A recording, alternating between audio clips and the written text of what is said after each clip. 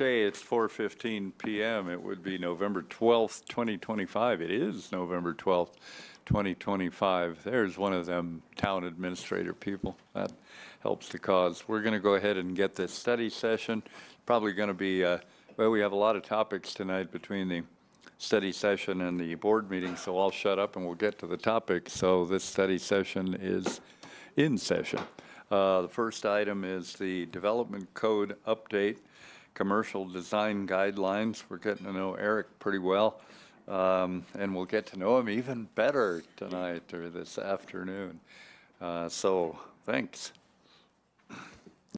Well, you have a cast on, I see, or a sling. Unexpected surgery. Oh, okay. There it goes. Great. While we're finding presentation, my name's Jessica Garrow. I'm a principal with Design Workshop. Eric and I work together, and I have been working on this project since the get-go, but this is my first time with you all, and so really excited to be here. You've seen Philip Cipino, who's our colleague at previous meetings, and so I am here for him tonight. And apologies, I'm looking for the presentation in here and not seeing it. Yeah. It's just right at the bottom. Maybe that one? Okay.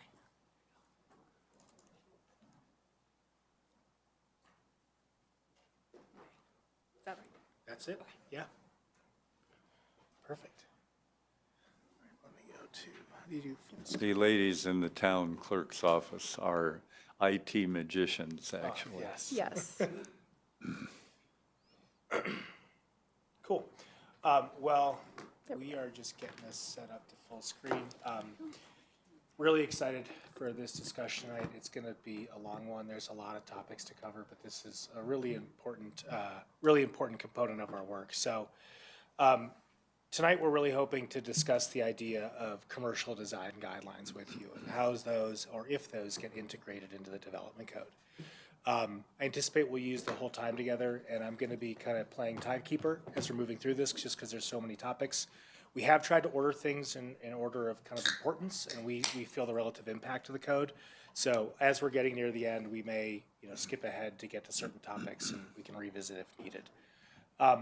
Just a quick agenda. I'll spend a bit of time talking about the kind of purpose and applicability of design standards or design guidelines. Present a little bit of the feedback we've received from the community through the survey and some of our open houses, and also some feedback we've gotten from staff. And then the majority of our time together will be around the actual discussion, which I'll queue up with just kind of how we've set things up through a framework. This is one of 3 study sessions we'll be doing with you this year. We'll have a study session next month that's on housing, both options and location. So looking forward to that one. So a little bit about the purpose, applicability, and impact of design standards or design guidelines. They can be a really helpful tool for communities to control the look and feel of their respective communities. They can provide clear direction for both the private development, but also for staff and elected officials on how to approach everything from signage to building layout, landscaping, and establish clear expectations for both anyone who's going through the development process, but also staff as they're interpreting development applications. They can be really helpful to preserve identity. As communities start to evolve and turn over and change, that identity can get lost as buildings get demolished and replaced. And design guidelines can be a really helpful tool to try to preserve some of that history in the built form. And they're allowed under and backed by the zoning regulations and municipal policing powers from the state. So this is something a lot of communities do. They do them in many different ways, and they take many different forms, some of which we'll talk tonight. But they can be a pretty helpful tool, particularly in communities like this. So in this particular context, we're really looking at design guidelines only for commercial areas, industrial areas, and multifamily developments. We do not anticipate including any type of design guidelines in any single family or primarily residential areas. So it'd really only be applicable to commercial development, industrial development. The other thing I'll just note is today that the town doesn't have a lot in the way of design guidelines, and we'll talk a little bit about that here. So we understand this is kind of a newer concept, particularly in some of these zones. So what impacts can design guidelines have on the community? First, it can provide a really helpful opportunity to review projects to ensure that they are in alignment with the look and feel and community character. It can be a helpful way just to stop and take a breath and look through things and make sure that they really fit within our community. To that same degree, they can really help to maintain local identity. So in cases where you have land turnover and you get this more corporate or formulaic architecture, we've seen that happen a couple times. It can be a really simple way to try to prevent that from happening, or to just ensure that as new development turns over, it at least makes an effort to blend with the look and feel of the community. And then both for the community, private residences, for elected officials, and for anyone who's redeveloping a property, it can create predictable outcomes. It can let folks know in the community, it can give them some reassurance that as something's being built or developed, it's not going to stick out like a sore thumb. It's going to blend with the look and feel and the character that makes Estes really special. And from kind of the private development side, it can set some clear expectations when submitting on a project of what will I be evaluated against, what are staff looking for, what are elected officials looking for, and create more predictability in the process, which I think helps everyone involved.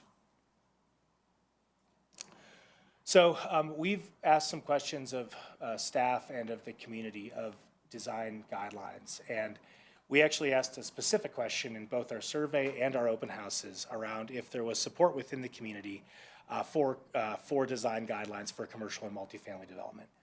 I will say of any question that we asked, this had the strongest answer, either yes or no, of any question. There was a really surprising amount of people who Very clear supported this. consensus. A lot of consensus in the community, more so than any other topic. At the same time, we also asked a question that asked more specifically around downtown and having some design guidelines be applicable for that area. And same exact thing, a lot of consensus within the community.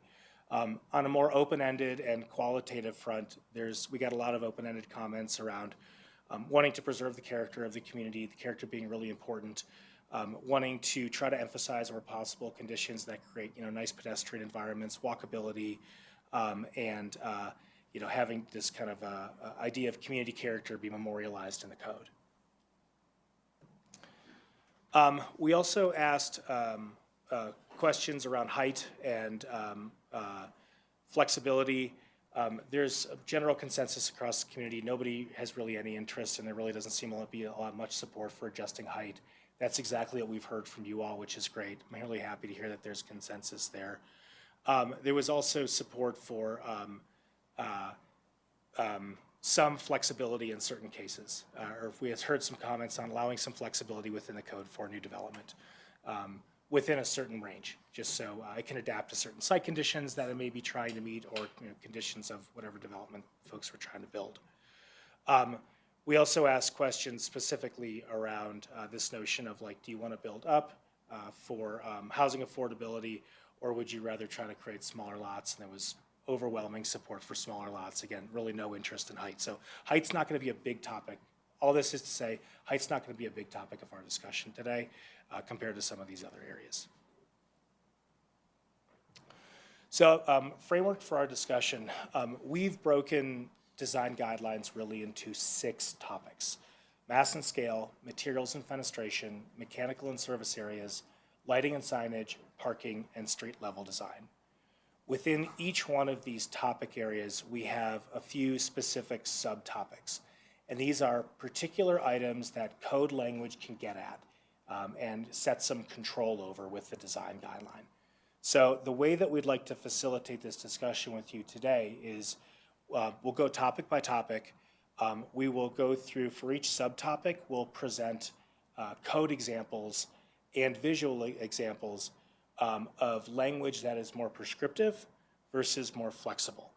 And the hope is, through discussion with you, is to understand for these individual subtopics, where do we want to land?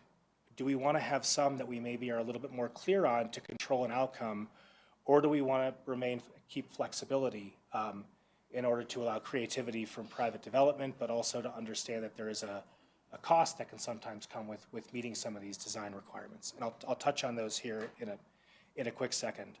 I also want to say there's no right answer. It depends on the community, it depends on priorities, and it's often not a case where every single one of these has to be prescriptive. We can go back and forth for different topics. It's really what's important to you all, what do you feel is important to your constituents and the community, and we'll reflect that with the code. The final thing I'll say is the code language that we have in here is purely example language. That is, this is not the language that'll make its way into the development code. It's really just a means for us to help to facilitate the discussion with you all and give you an idea of what code language looks like on either end of that spectrum.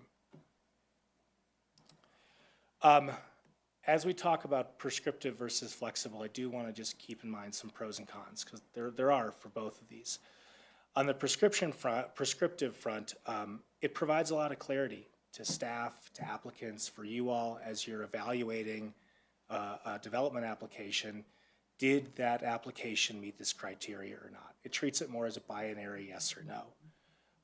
And it also can strengthen defensibility. So if a project doesn't meet the requirements, it's not applicable to move forward. So it could be a benefit.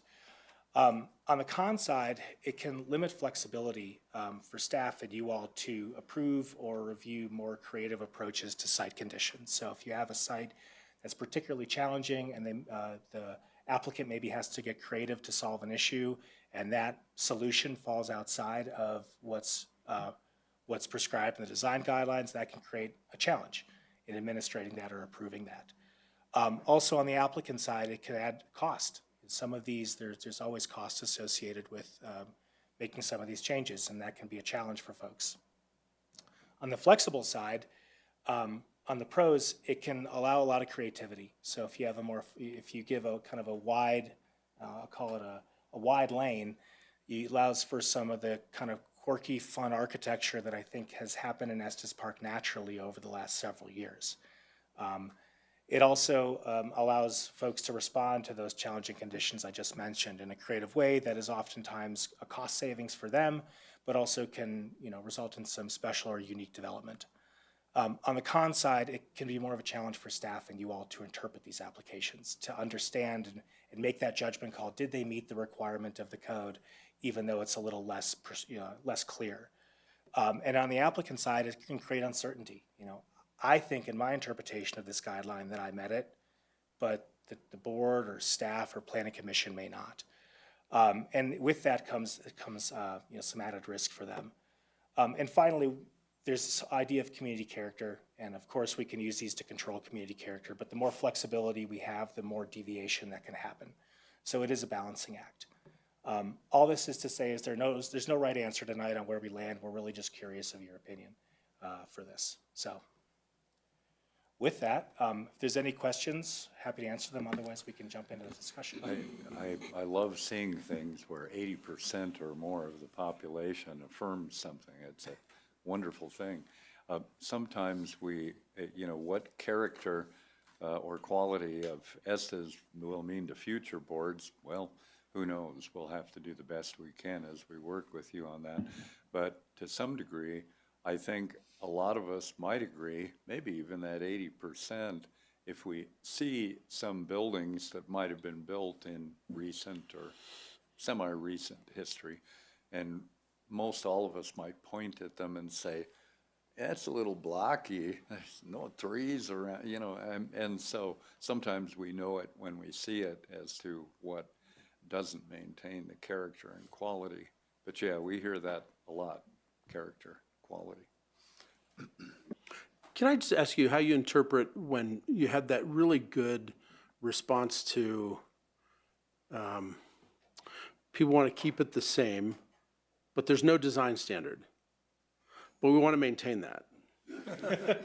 And you showed a slide that had, I swear it was a picture of a town that I like to go through in Wyoming that is, takes me back to 40 years ago when architecture was a certain way, and there's something appealing about that, but that was your negative. And the positive was, well, it was the top slide. It was like a 70s. It was only like 5 slides ago. But the bottom had trees along the street, and it was pretty.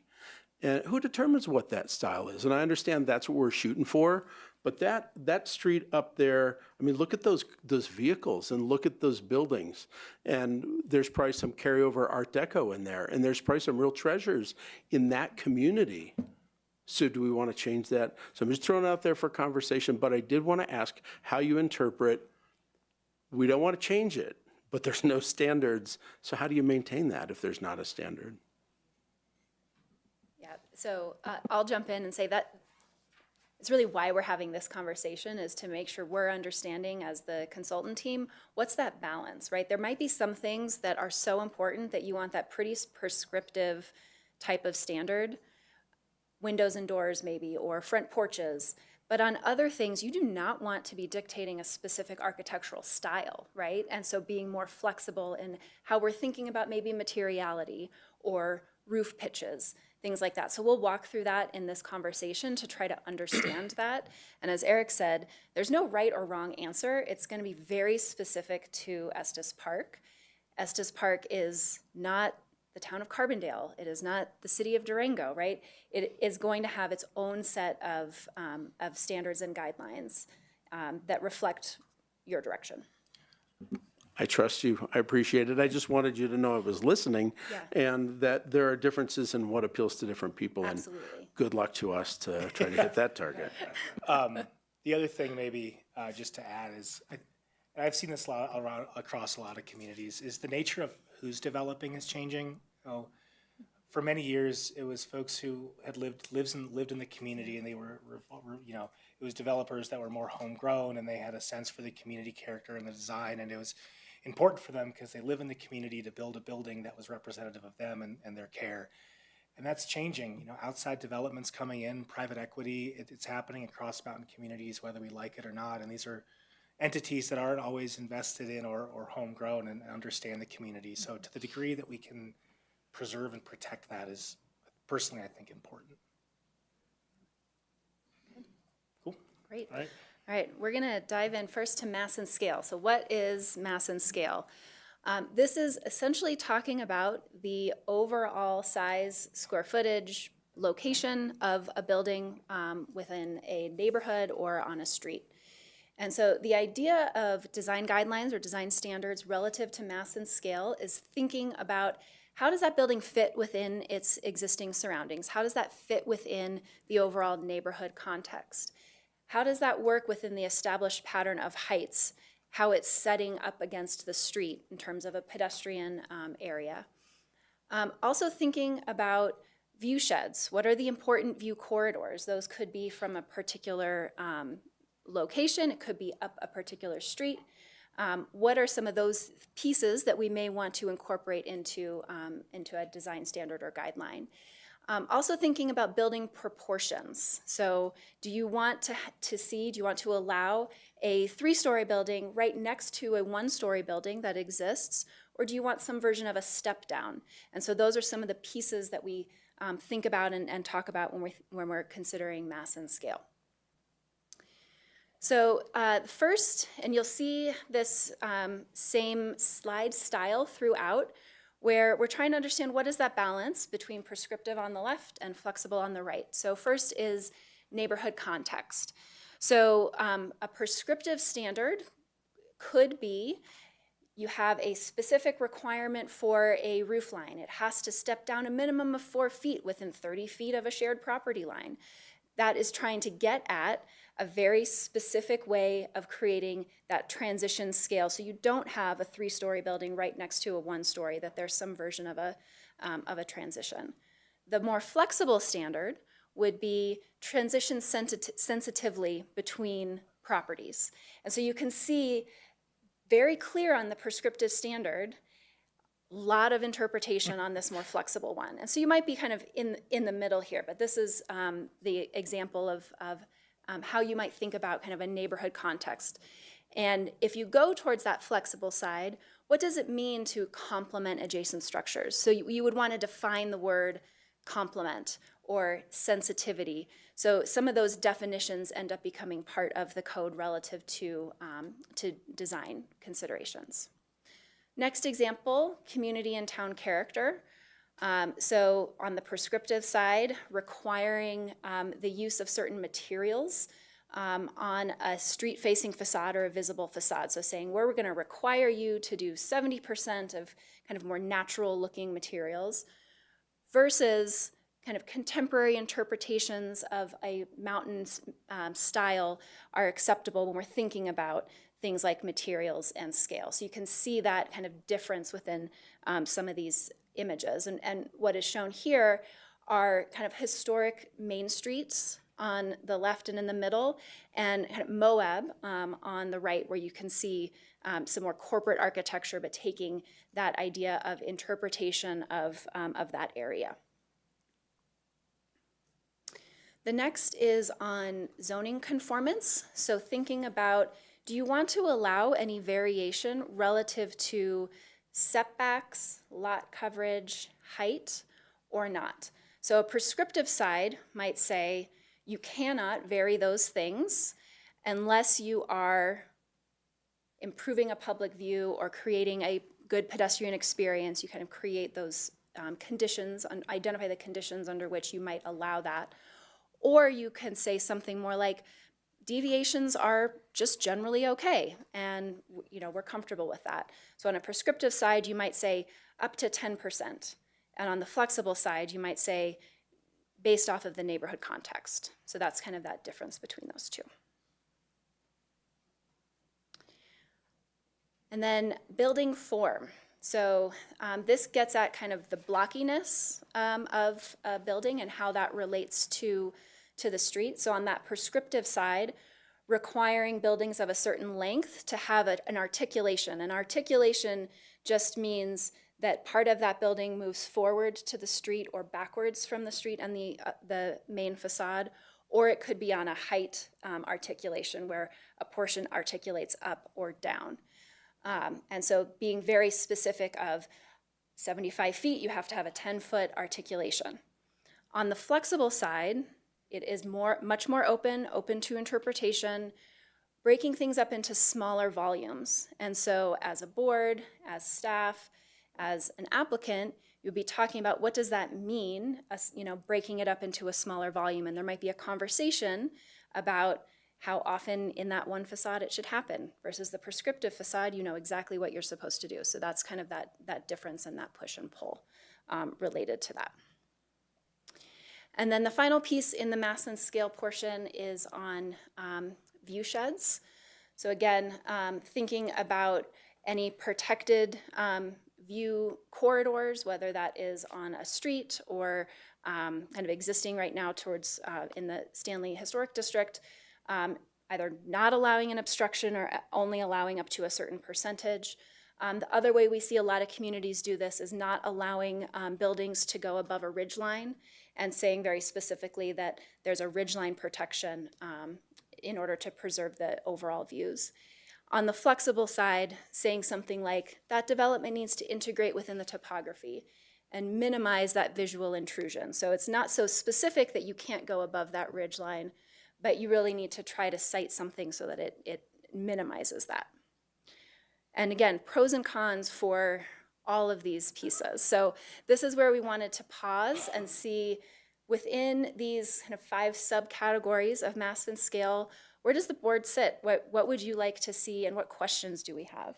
And we can take these individually, so we can go back and take these one by one and figure out where we want to land. Yeah. We can. Sure, I'll go first. I think that prescriptive is not attractive to me in code, regulation, government control, permits application, or really anything. Because we're in a community that has ridges, valleys, imperfect surfaces. Everything is so different in every neighborhood that I'm probably not going to go into prescriptive for any of this. And I think that there are there are processes to address changes to certain rules that we have. So I'm going to probably fall from the middle compromise toward a little more variable. Just based on what you presented us and the illustrations that you provided and looking out the window at how nothing is the same one neighborhood to another, even in the same neighborhood. Is that the kind of feedback you're looking for, or what, do you want me to go down each one individually, or what would be helpful? It could be either or. If there's a particular one that folks really want to zoom in on, we can do that and have a little deeper discussion. Or if it's more broadly, as a group, you feel we want to stick to a little I'm less. good giving just a broad with the information you've already given That's so totally far. fine, Trustee Heigl.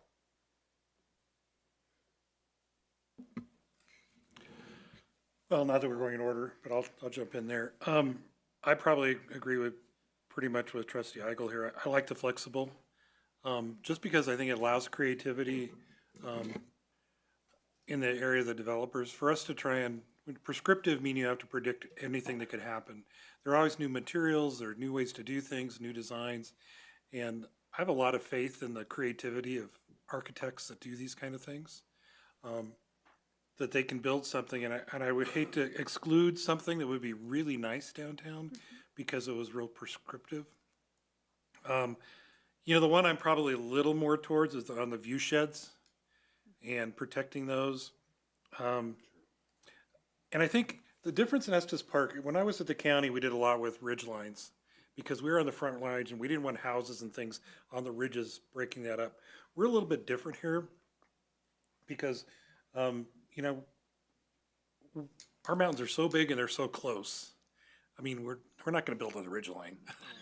The ridge line is at 10,000 feet and it's in a national park. But I think concentrating on view sheds, protecting those views, that's so important to our community and the character of our community. We shouldn't be blocking them. But it also is very site specific. You know, there are places, you know, take, for example, we looked at where the post office is, where it's up against a hill, and talked about doing, at one point there were some designs to build something there where it would be built into the hillside and up, and from the lower side it might be 3 stories. On the top side, on Riverside, it's only, or on Moraine, it's only 1 story. Because our topography is so different, there are places that view shed needs to be site specific. So I like the flexibility, not so much from the, it does, I think, make it harder for staff, sorry, to see that and say, you know, what do they like and what fits our character. But it also opens up the creativity of the architects and the owners. And the owners, I think, their property rights to build something that they think fits here. You know, we have such an eclectic mix now. You know, I wouldn't say the Stanley is Colorado architecture.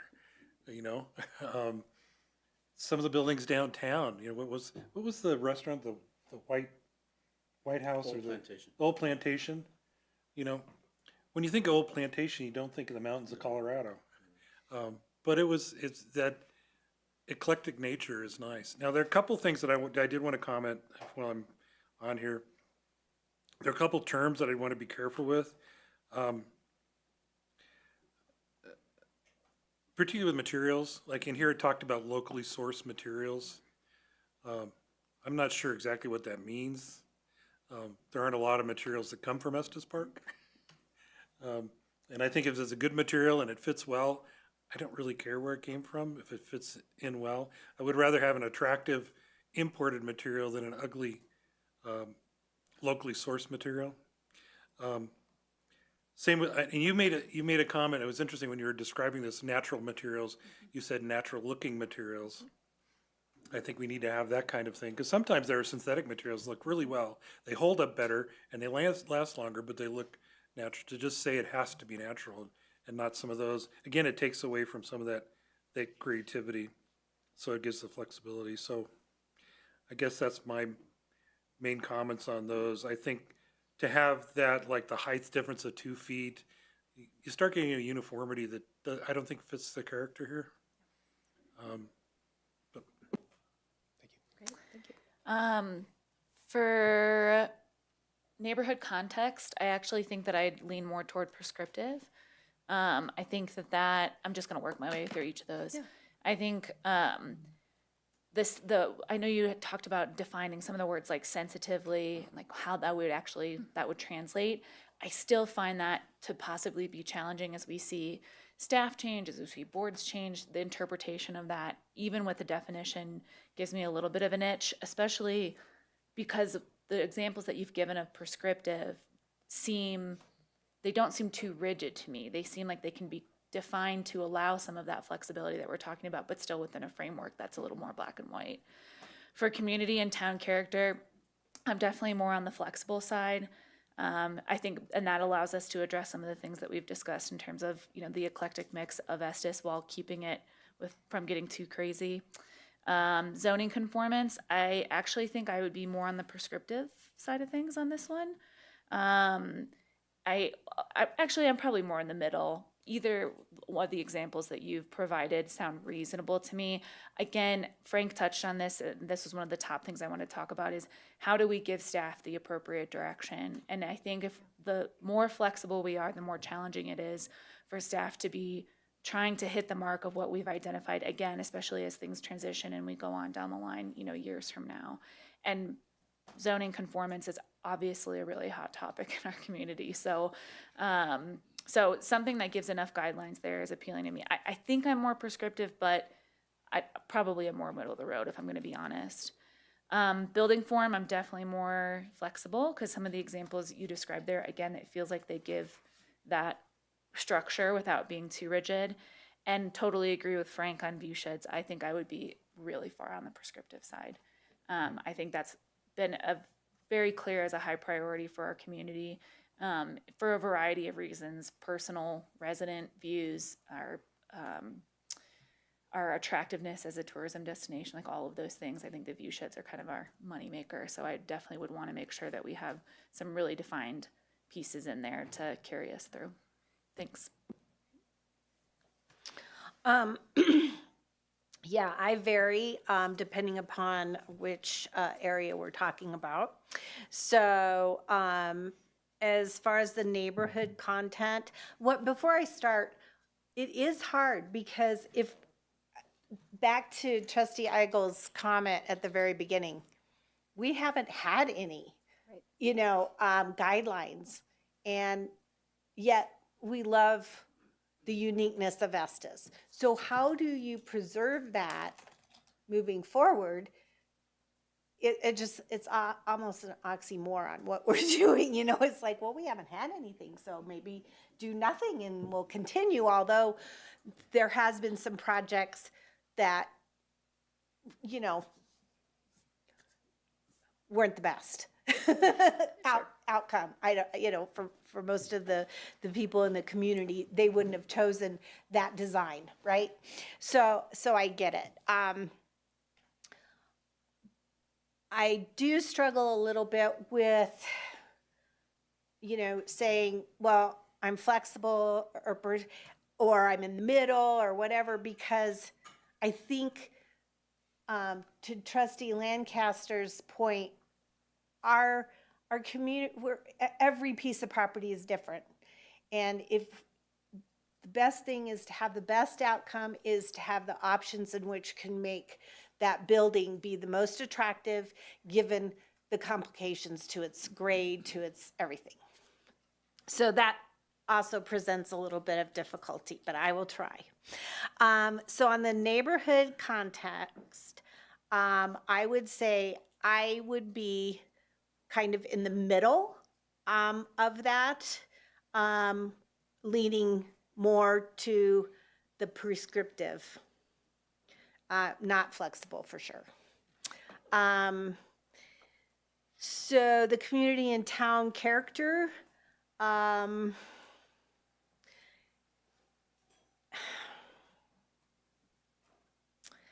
probably in the middle. I want to have some guideline, but I certainly don't want to have something that belongs in some other country or state be put on Main Street.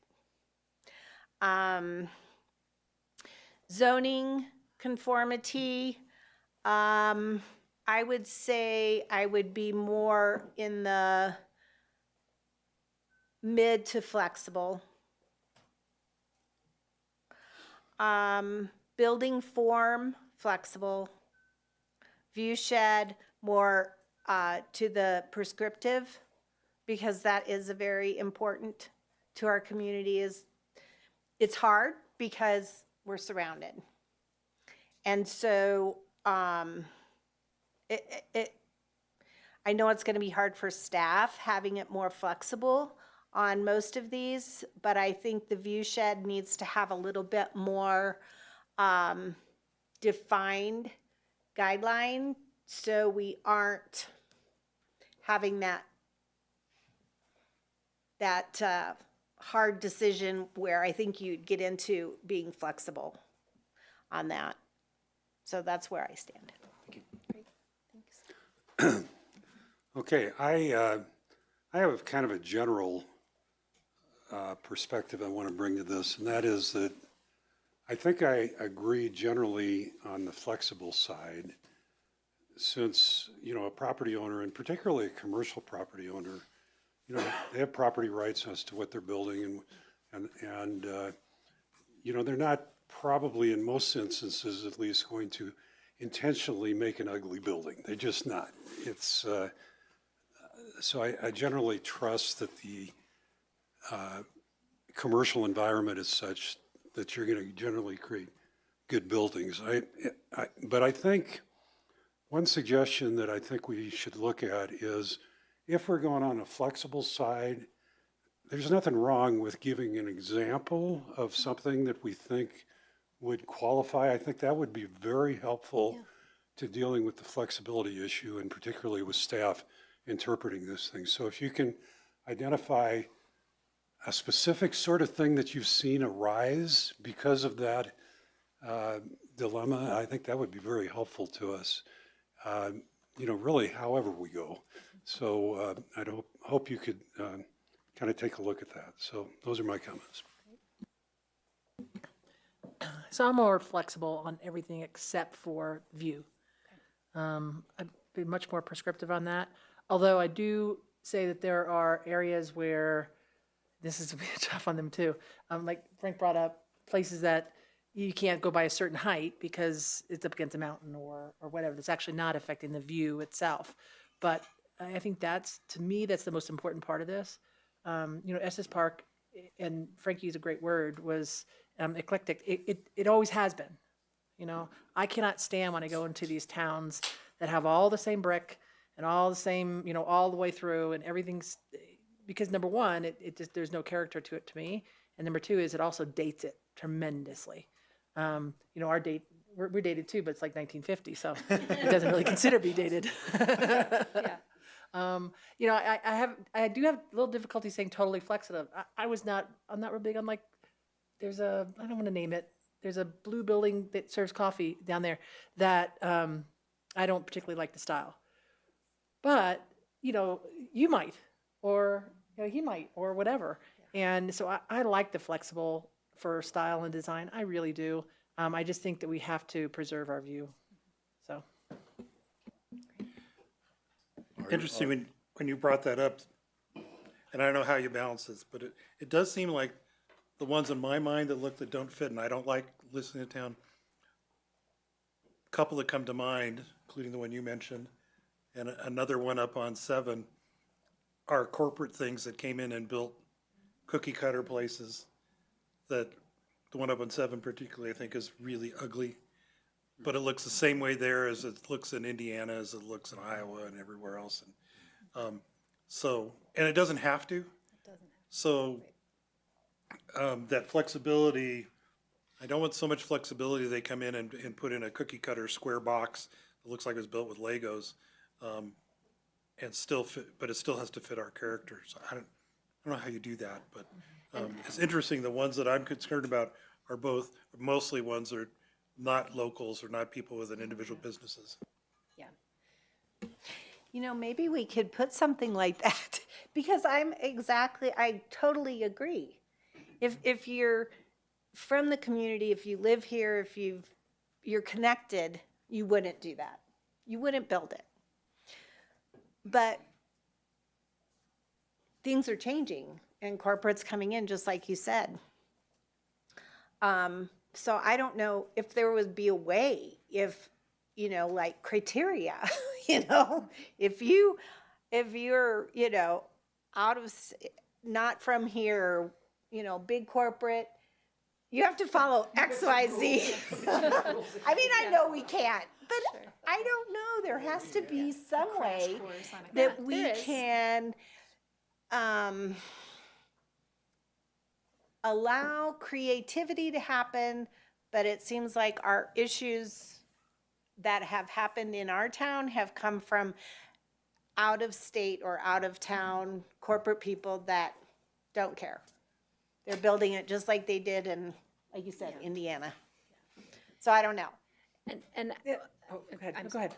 what I was just going to add to that is, I think a great example of a community where that has happened is Moab. 20 years ago, there were not a lot of corporate hotels and corporate businesses there. And now when you go, there's much more kind of corporate looking architecture. So in communities where we have worked, we've implemented some design standards that try to address kind of the corporate pieces of architecture, where we say corporate branding is just not allowed. You know that when you see it, and have some kind of criteria around that. That might be a place where we go where we are more prescriptive, that we don't necessarily want to dictate a building style, but we know we don't want this, and kind of prohibiting that through the design guideline language. I just want to, I agree with the two examples that we bring up. But if we really look at the big picture and look at what's been built here in the last 50 years or whatever, we have the car mall, right? Well, which is not a car mall anymore, but it was built there. The lumberyard is not exactly, the beautiful building. No offense to the lumberyard. It's a lumberyard. So I kind of look at it as being, those two buildings I don't particularly care for that we talked about. But it's not the only buildings in this town that look like that, and we've been doing that for 30 years. I still think we have to be very careful about being so prescriptive, and I'm not saying some, and I don't know how we do that. Then we end up with the buildings that are all the same, brick. I mean, Lions is kind of an example, although Lions is still a little quirky, but it's starting to be everything sandstone. Well, guess what? I don't want everything sandstone, So I just need to be careful. And even though those are newer buildings that we're talking about, we've had buildings like that forever, that don't exactly match what I would think is a little quaint little town. So, and some buildings are better than they were. Downtown used to be really bad. You have the gas station down there, and, it wasn't exactly, it's nicer now than it was. So as far as I'm concerned, but maybe not people that were here 50 years ago, maybe they liked it better then, so I don't know. I think just be careful about being too prescriptive. I think that's where that neighborhood context definitely comes in. When you look at a place like Highway 7 where we have more of the industrial support things, Yep. I wouldn't expect that to have the same type of quaint architecture that we'd have downtown. It would look weird. It would look funny. So it's got to be contextual to the neighborhood, absolutely. Yeah, and that's where I was pretty much headed, that neighborhood context and view sheds. They're inherently in the area that you're going to be building something, so there is prescriptive context. But generally, I lean toward the flexible. How are you doing on your time mapping? We should keep moving. Yes. We did cover, I think, some of what we're about to talk about. While we're transitioning quickly, though, really for anyone in our audience or anyone who's watching at home, I did just want to mention how design guidelines are used in terms of new development versus existing development, because I think it's an important differentiation. Design guidelines are really intended for new development. So nothing that we kind of talk through here is meant to be retroactive. There are certain cases where you may have a building that you demolish a significant portion of the exterior that would be required to adhere to the design guideline, but these are really forward-looking, not retroactive, just to be clear. Good clarification. Okay. I just have one last comment. It seems to me that our standards are going to be different, as has been mentioned, in like the downtown area.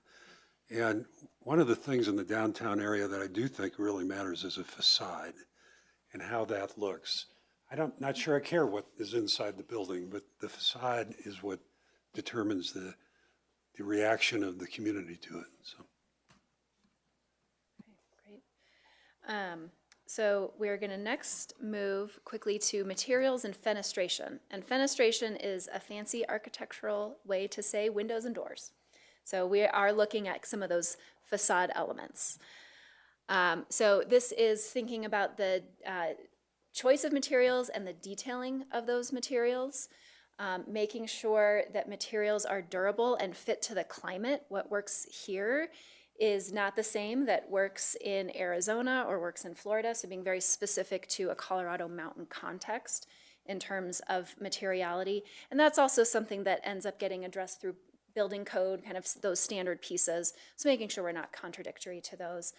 And then when we think about windows and doors, the idea of design guidelines there is how are those kind of complementing the facade? Are the doors overly sized or are they a more appropriate size? You can be specific about door height, for instance.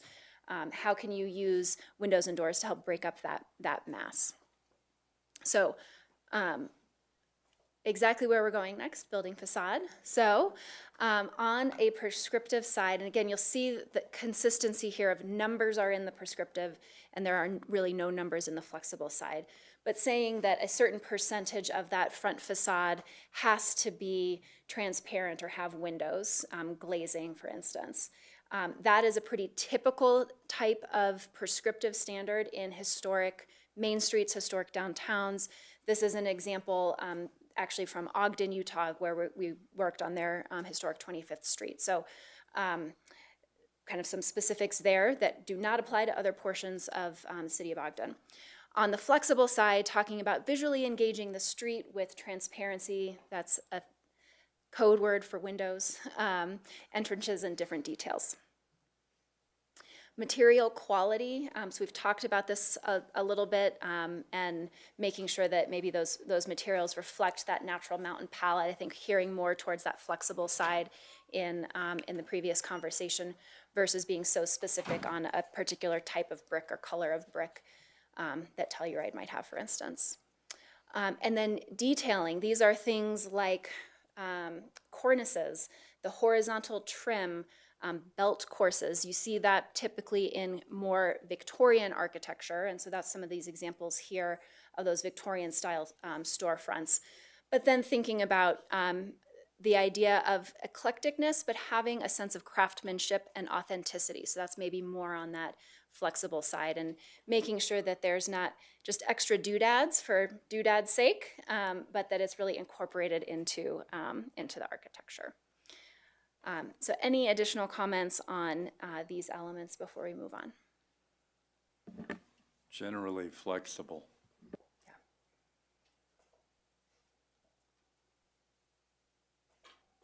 Great. I would ditto that for myself. Okay, I see a lot of nodding heads. We'll keep going. Yeah, street level design.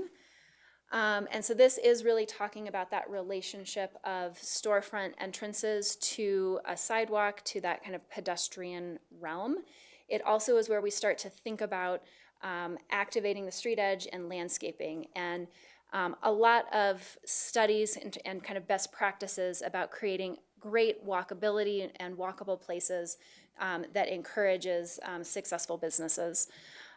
So within this section are entrances, so requirements about how a building entrance faces the street, that can be active. So again, kind of a mix of how you might do that.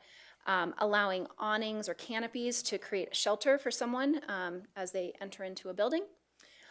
Pedestrian experience, so do we want to have something that says very clearly you have a 6-foot sidewalk and a 3-foot landscaping band and then an area for outdoor seating, and being very prescriptive in those numbers, or talking about, integrated seating is something that is appropriate and should be encouraged. Stormwater drainage is something that is really important, particularly when we think about how do we handle large flood events and making sure that development is ready to do that, and conveying water in a way that that is working and does not have a negative impact on the environment. So you can do that through very specific, kind of more hardscape, kind of those images on the left, and more natural types of infiltration systems and stormwater systems. I think that from our perspective, kind of on that more natural side and allowing that is probably something that makes more sense here in Estes Park versus requiring some of these kind of metal grates and things like that, but wanted to get some of your feedback there. And so see what comments the board has.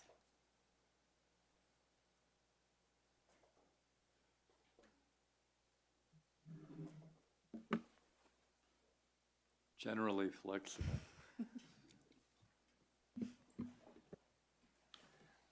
I agree with flexible. I think one of the things, talking about like having all the entrances at the same level, I kind of like the nooks and crannies where you go down the street and like, what is it, the Sandwich Mafia or a couple of the others, you have these little hidden alleys to go back to a business.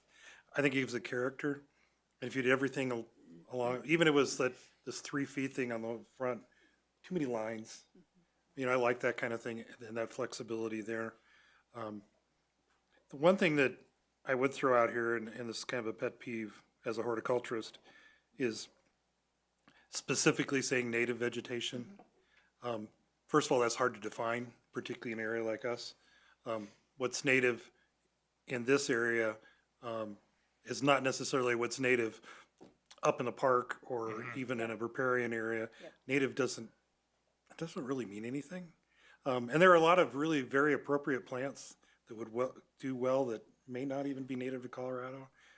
There are a lot of things that grow in Colorado that won't grow up here. So I think the use of the appropriate vegetation in the appropriate places, but limiting it to native and then trying to define what that is based on the microclimate you're in is really impossible and doesn't make sense to me.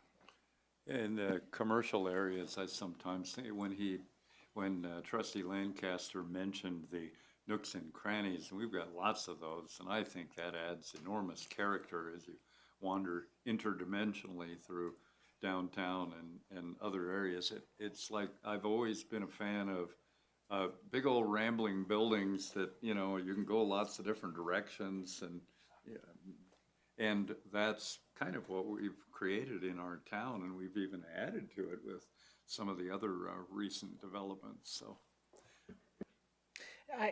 Sorry. Yeah. I would agree with Frank in the fact that native, all of a sudden all our annuals would be, That's true. all our annual flowers that we plant wouldn't be. And most of the trees downtown. Yeah, so that would be my change there. The pedestrian access, I totally agree. I like the little nooks and grannies, but I do think there has to be some kind of continuous pedestrian access that's not just you're going from a sidewalk to maybe a brick, to a sidewalk to a brick. That kind of stuff that becomes a trip hazard kind of thing. And I do think there's some merit to having that as a continuous pathway kind of thing. But that's it, and that's about it. Totally agreed with Marie. I think for entrances, I tend to be more on the side of flexible, also because it's not great business if you're going to be in our downtown corridor or another commercial area and you can't make your access easy to find, so I think some of that solves itself. As far as pedestrian experience though, that is something I think we've talked about a lot with like trail connectivity for the valley as a whole. And it's something the community I feel like has brought up regularly. I personally would love to see a little bit more consistency with that. It can be very challenging to just try to maneuver through our downtown or other areas of our community because of those eclectic pedestrian experiences. And I think from an ADA and accessibility piece, I think Marie has a really good point. To be totally honest, mine was coming more from a selfish, would love to be able to move around our community in a way that you didn't have to piecemeal things together and walk on shoulders and things like that. So I'd probably be a little more on the prescriptive side, although certainly toward the middle for pedestrian experience. And then agreed with what's been said about the stormwater drainage and your recommendations on that. I agree with what's been said. Not only the ADA, but our freeze and thaw. We really have to make sure that what we're using and is a good foundation that isn't having to be redone every year. And I mean, little bricks look cool, but you know, that might not be the place for them. So we've struggled in the past. We're doing a lot better with our accessibility, I think, with ADA, but I would want to be more prescriptive on that pedestrian experience just because of those facts. Otherwise, I'm flexible. Okay. Next, we're going to talk about mechanical and service areas. So what does this mean? It generally is how you'd hide mechanical equipment or trash or other types of things that go into the functioning of a business. Making it so they're unobtrusive to the general public. They're not visually obtrusive. You don't see them sticking out of the tops of buildings, or the trash can is, or the dumpster is poking out into the alley. Screening them in a way that they're kind of out of sight. And don't detract from the structure as a whole. And how do we, integrate these in a tasteful way into the site where they kind of blend in and that they're not immediately to where your eye is drawn when you look at a building.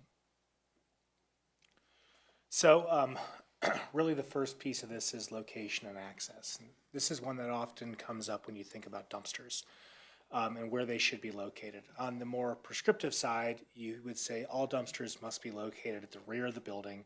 They must be screened in either a recessed area or have their own dedicated area. Same thing with utility metering. Utility metering should not be visible from the street at all. They should be located in a portion of the building that's not visually visually seen by the public. On the flexible side, it's really up to the architect to where does it make sense to put this dumpster in a way that doesn't interfere with pedestrian circulation or just detract generally from the building. They could put it at the side of the building, they could put it in the back. And then how from a mechanical standpoint, you can have some options of, do you locate it on the roof? Is it in a recessed area of the side? Is it in a subgrade area? So kind of two options there. Screening, similarly, there's currently no screening requirements in Estes that I'm aware of, and this is something that staff has brought up a few different times to us. On the more prescriptive side, it must be the same materials as the principal building. So if the building is wood, the screening area should be wood, and they must be a certain height. On the flexible side, it's more just generally compatible, so you can use similar colors, but maybe a difference in materiality, or where appropriate, you could use landscape buffers. You don't necessarily have to have a brick or wooden wall that screens that particular trash enclosure. So for this one, do folks feel like we should be leaning more towards kind of the prescriptive side or the flexible side? This one actually really depends on where. I mean, downtown's one thing, and you can say the rear of the building downtown, but there's other buildings where you can't get to the rear of the building. I mean, you have to have, the trash truck has to get to the trash, and, sometimes in the parking lot. That's the only place the trash truck can get to the trash. So I think that location is really important here. Again, I'd be flexible because we may find out that a better, hiding the trash is better not using the same material as the building, and having like bare access or something like that kind of stuff. So although I do like trash cans kind of hidden away, I get it, but there's certain places that just can't happen. So I'd be flexible again, depending on the location. Maybe downtown be a little bit more prescriptive. Can you go back a few slides to that one with the eclectic, no standards alley? And when you were walking through this, you were describing, we don't really want to see trash cans. We don't really want to see utilities. We don't really want to see it. Your comment started to sound, well, yeah, they don't have trash here. They don't have, it started to sound sterile to me. And I think sterile takes away from that eclectic, there's a little bit of character involved in this. And I don't want to see dumpsters either. And I don't want to really see trash cans dumped over. So I think maybe something more in line with the protection of the wildlife protection, or things that are functional more than they are what you want to see versus what I want to see. I don't want to go around and look at utility meters or gas meters, trash cans.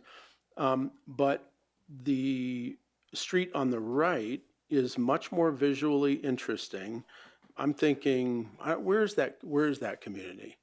It's Crested Butte. Okay, so it reminds me of an alley in Georgetown that stands out to me as, man, what's down here? And it's visually interesting. I don't know if it's safe, but, we have that question in Estes Park, are there unsafe alleys and streets? Not really, but they're visually interesting. And going into those accesses where there's nooks and crannies. I mean, we just spent a few minutes describing what's interesting. So I would not be in favor of being prescriptive, sterile, and hiding what makes our community work. But I think some flexibility here is in order. And I would lean way towards flexible here. I like what's been said. I support screening of some of this stuff, but screening has to be pretty flexible. I think one of the things, if you look downtown, there's an awful lot of the businesses downtown don't have an alley. And so putting things not on the street side, well, if you do that on East Elkhorn, the other side is the Riverwalk. Well, is that better? So it needs to be, I think those things need to be screened in location. And I agree with Trustee Eigel. The one thing that wasn't mentioned here is the wildlife thing is critical for us. Yeah. And that design, that's an area where I think I'm very prescriptive. We need to make sure that this stuff is wildlife resistant. It's too important for this community, so that has to be written into it as well. Yep, exactly. The screening to me is the most important factor with the wildlife, more than the location and access. Thirded. Great. Lighting and signage. So, lighting and signage can really help to define the character of a community, both from a safety and ambiance perspective. Generally, we like to see lighting kind of highlight the architectural features of the building, or design standards could help them highlight the architectural features of the building. At the same time, it can contribute to pedestrian safety while also reducing light pollution if done in a certain way. With signage, there's the opportunity through design guidelines just to start to create some integrated signage that looks similar to the principal building. It's legible, appropriately scaled, and can kind of match the larger Estes Park community.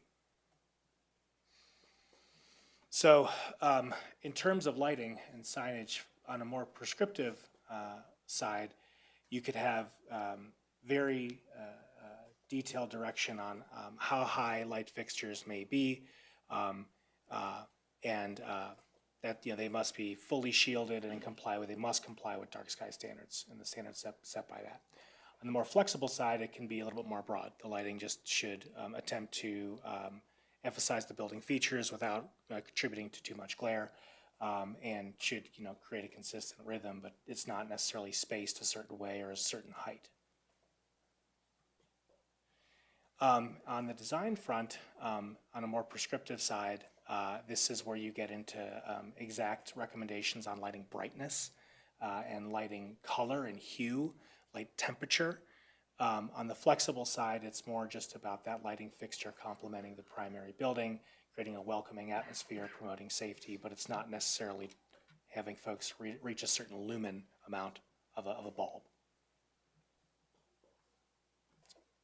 Same question on that. Where do folks fall, prescriptive versus flexible on these two? Well, the dark sky stuff, I think, is a strategy we do want to respect and have generally prescriptive. Other than that, flexibility will help.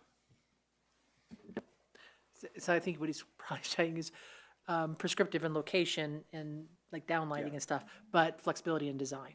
Correct.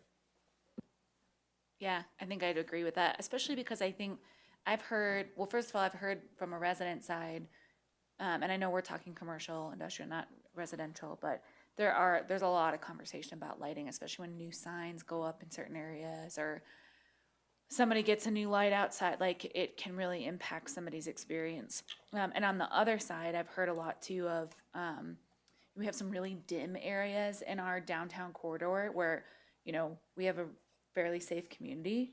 It still is a little worrisome to be, and mostly from an animal standpoint than anything, that when you walk past some of these areas and it's not as well lit. So I think that my biggest thing would be whatever gives us an opportunity for more consistency. And if that's more on the prescriptive side, I think what Marie just mentioned is really valuable, that there's flexibility with some design, but location that we have it's a little bit more clear. And then I wanted to say too, just to hop back really quickly, 2 seconds on the mechanical and service areas. It's no surprise that I feel a little differently than Trustee Eichel when it comes to like that going down that alley, or you know, where the trash cans are out and that kind of thing. And that's, I think, because I feel like sometimes things that don't have that more prescriptive guideline, people start to be like, am I allowed to be here? Like, is this, like, that's what I would look, and I love Crescent Butte. I knew right away that was Crescent Butte. I know exactly where that is. But you do kind of like, am I supposed to be around here? Is this kind of like a back place? Like, am I going to get yelled at for being there? So I just wanted to mention that I think it's a common theme for a lot of these categories, is things that make it quite clear where, like, we talked about the inviting, you know, nature of our community and all of that, but making it clear, like, what is, you know, more of a pedestrian area, what's maybe more of a working area where people can get deliveries and they have their trash available. Those kinds of things, I think, are helpful to indicate, you know, to people who are experiencing those spaces. So just wanted to mention that. There was a lot of lighting here, but it was pretty light on the signage part. And signage can be a really big deal. That's one. And I read this, and this is just because I'm easily amused sometimes, that signage should be well integrated with the building design, legible and appropriately scaled. I do agree we probably should have legible signs. I don't think we need to, hopefully that doesn't have to be in the design standards. But I just thought it was interesting you called that out specifically. I appreciate it.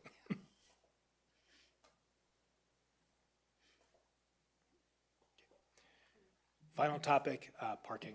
So generally with design guidelines, we look to have parking lots located in an accessible and convenient area in a manner that doesn't dominate the streetscape. So for many years, and it continues to happen, parking lots front the road and the building is set behind. But, you know, there's certainly other options where the building fronts the road and parking is located in the rear of the side of the building. With design guidelines, and you hope to typically have some direction on where that parking lot is located for a new structure. And then it's designed in a manner that's comfortable to navigate for pedestrians. You know, there's access channels between parking bays where folks can walk through. If there's any stormwater retention, there's a bridge that crosses over that. It's adequately lit, but it's comfortable for any users of that building. So the first topic is on parking layout. On the prescriptive side, it can provide a lot of direction on where exactly spots are located, be they the front of the rear of the building. It provides, on the more prescriptive side, you have direction on how wide an ingress or egress could be for a building, whether it's a 2-lane, 24 feet or wider. On the flexible design, it's just, really kind of a broad language that parking lots can be located anywhere, but they should prioritize pedestrian experience. They shouldn't be overly visually dominant. They should be easily accessible. Screening often comes up with parking as well. On the more prescriptive side of design guidelines, you look to buffer parking lots through either planting material or built structures and impede the kind of visual interruption from the street. There can be specific direction on screening height. Oftentimes it's through some type of a shrub and exact direction on how high that shrub must be or a wall. On the more flexible side, it's just that parking should use landscape features to break it up. It should soften the space. You shouldn't just have 20 spots in a row. You should have 10 spots of break some landscaping in 10 spots. And then any screening in place should just make an attempt to contribute to the pedestrian realm and kind of general coordination of the site. Finally, finishes deal with the materiality that's used in parking lots. So on the more prescriptive side, you'd have prescriptive specifications around permeable paving, types of pavers, materiality, what types of material should be used for pedestrian crossings versus just the parking lot itself. On the more flexible side, It's just that parking lot should reflect the character of the community, and it leaves it open to interpretation on materiality. And where possible, you can use, if you'd like to, landscaping to blend the parking lot in, but it's not required. So similar question for this group. So our mayor is fond of self-driving cars and maybe flying cars. There is certainly an issue about the changing dynamics of vehicles and how that's going to affect a community. And we've had this discussion in the context of workforce housing too, that might be along a transportation corridor where people are less likely to need a car. It's a bigger issue in a bigger city for sure than it is here. But even here we have, I can see a day where we may well have our trolleys running more or less year round, in which case some of these locations could be very accessible by trolley, wouldn't necessarily need the parking needs that you normally expect. So I think we need to make sure we have flexibility in that particular area to accommodate that. We had a situation down at Graves Avenue where we created parking spaces on the street because there was not I think there was regarded as inadequate parking in the rest of the areas. So there are things like that happen too. I don't think in the course of a year that we build a whole lot of new parking lots, or even in the course of 5 years, and some of the businesses change around and you get a little bit different business flow. The only one that I see kind of in the prescriptive area is the finishes, so you have some consistency in that, and also there were other values of heat absorption and other stuff. That one I'd lean a little bit more, but otherwise flexible. I'd lean to flexibility in parking location and how it integrates with the community. There are no big spaces for big lots, and it's hard to be consistent on any street in Estes Park. And I think we have some opportunity in that too. A couple of spaces here, 5 spaces there. That will support your response that 82% of the people want to maintain the current character. Quirky, eclectic, those words come up over and over and over.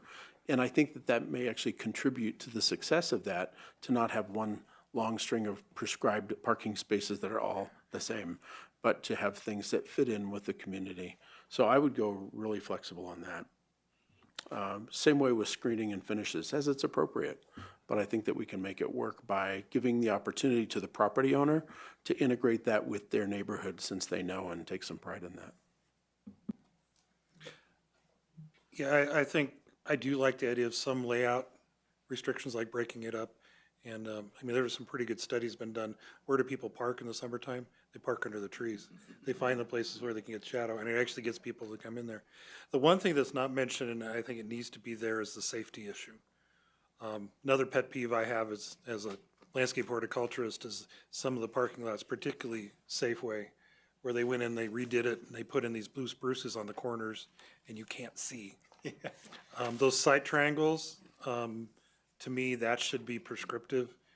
It's too dangerous there, and in those kind of things, safety has to take precedence. And there could be appropriate landscaping there, but blue spruces on the corner on blank corners is not appropriate. It was a bad landscape design, and I'm surprised we don't have more accidents there. I hate pulling out some of those. It's just going to get worse as those trees get bigger too. Mm-hmm. So I think from the safety aspect of parking lots and pedestrian and car interaction, I have no problem with that being very prescriptive. Don't want to compromise on safety. There's part of me that feels like, if you can make parking in Estes Park, make parking. And if we make too many restrictions on it, then we're going to decrease our parking.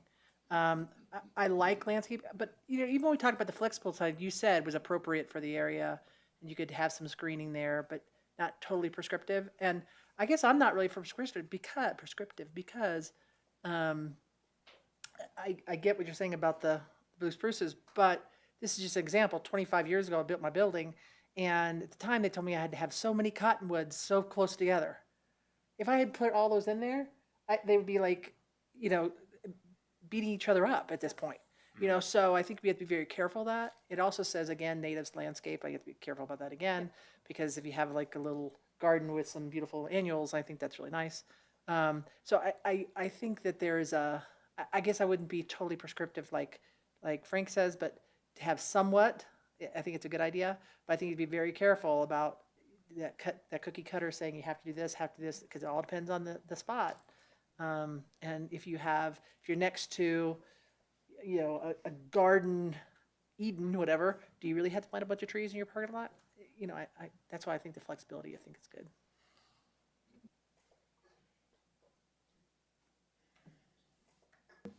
I would say flexibility on both of those.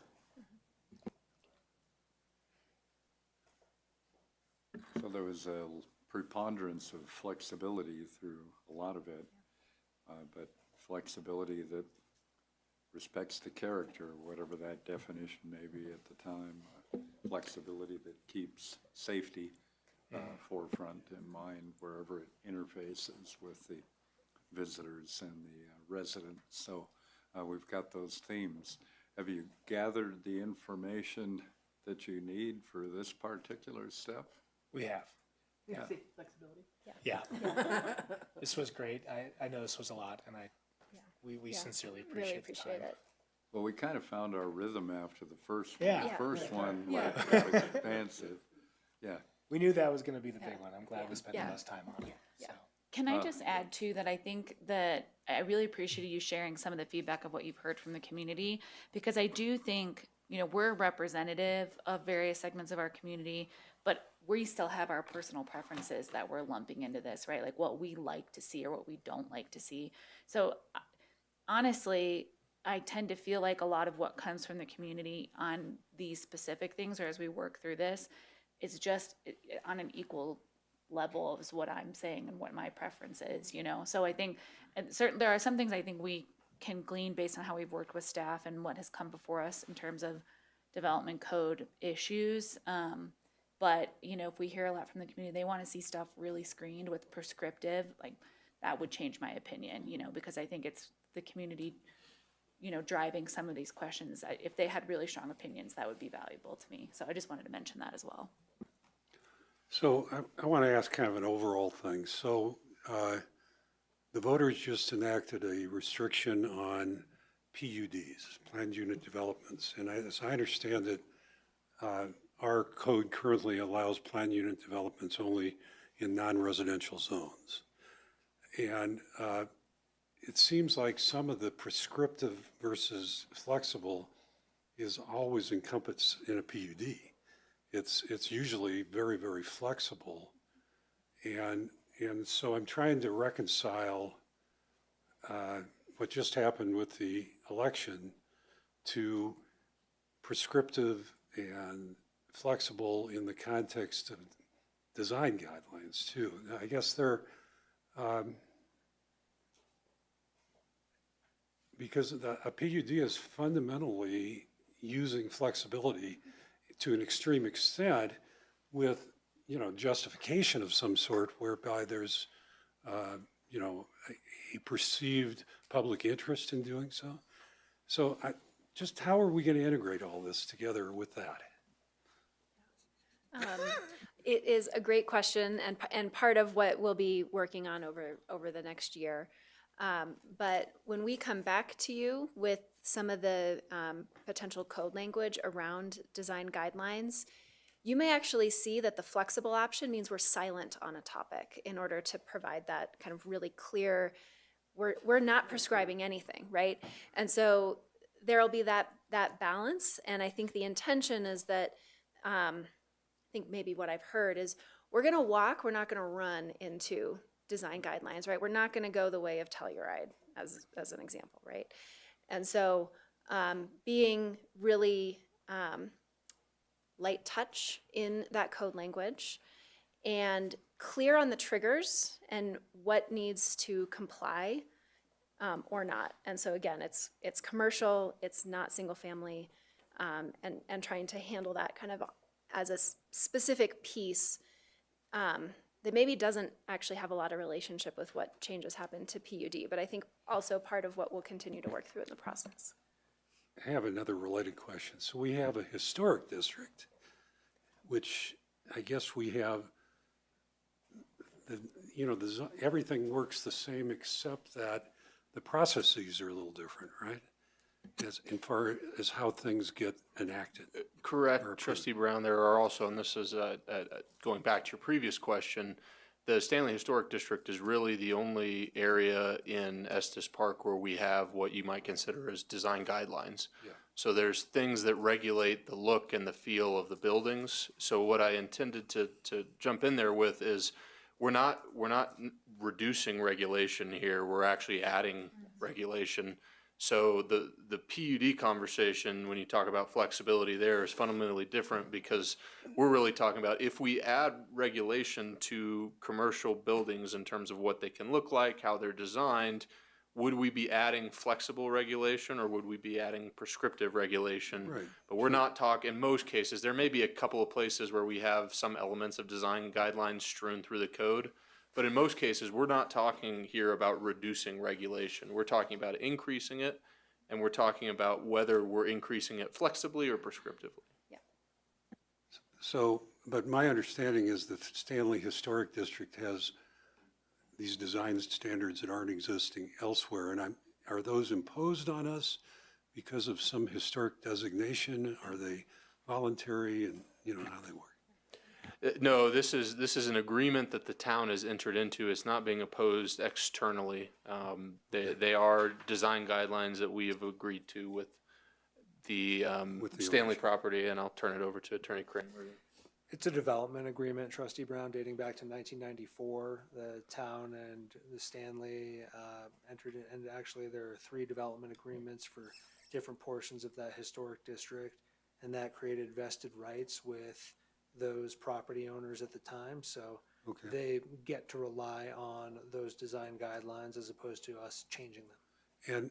And does the Stanley Historic District include any areas that aren't owned by the Stanley Hotel? I believe so. The only thing I'm not sure about is the relationship between the historic district and the areas that were included in those development agreements in 1994. If there's someone from community development who knows the answer to that, I'd be happy to have someone jump in. But those development agreements do encompass, for example, the overlook properties up Yes. above the Stanley. So yes, there are areas not owned by the Grand Heritage. Thank you. I think there's a little bit that's owned by the town, isn't it? The conservation easement at the corner there. Trustee Lancaster, you might know better than I do, but if it's, I'm not sure that we own the conservation easement land rather than there being a conservation easement on it. Yeah, I'm not sure. I thought we did. There are a couple of parcels up there, I believe, that the town owns. Most of the conservation easements or historical easements owned on the property are not the town's. But I think just north of Wonderview Avenue, I think we own a few Yeah, parcels. I think up that there. one between Safeway and there is owned by the town and it's under a conservation easement. And it's in the historic district. Jessica, thanks for coming to visit us. You're Thank you. welcome to Estes Moment. And Eric, always welcome. I'll see you all in a month, so. See you in December. Oh, We yeah. have another great session. All right, thank you. Thank you all. Thank you so Appreciate much. it. Appreciate it. We could choose to start the next topic, though I see the dinner is showing up. Any preferences? We could get a little bit along on the topic. I think we would have dinner and then keep it all together. Okay, in that case, this session is paused. We will return in, we're in pretty good shape. We'll return in 10 minutes or whatever makes it 10 till 6. That'll be when we come back. That way we're not starting and stopping. You would? That way we're not starting and stopping the topic. Yeah, test your brakes.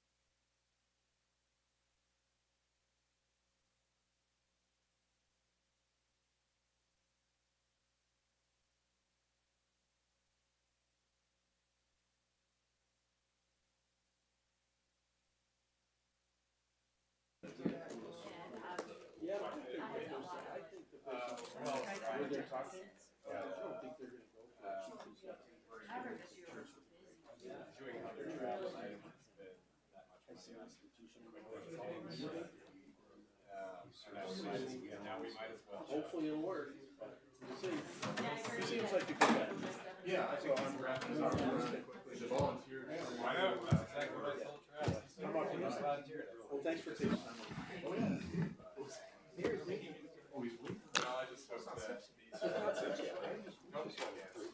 Let you grab your stuff. Okay, we are back in session with our study session on November 12th, 2025. And our dinner time entertainment will be provided by the effervescent David Greer, Director of Public Works. So take it away. The topic is Downtown Estes Loop Traffic Study Results.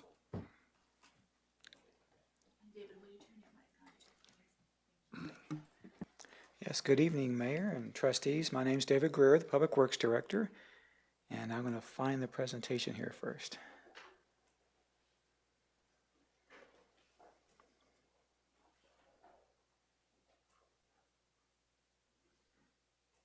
Gosh.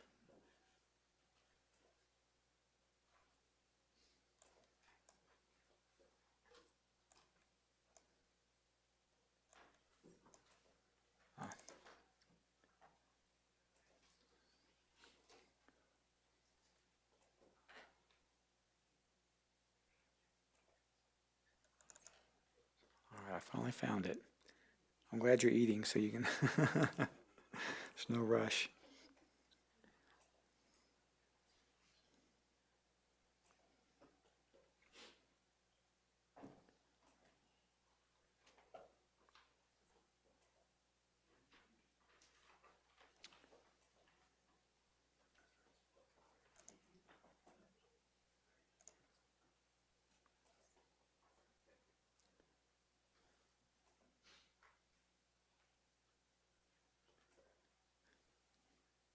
Is it going to show up? Okay. Because I'll keep it in this format.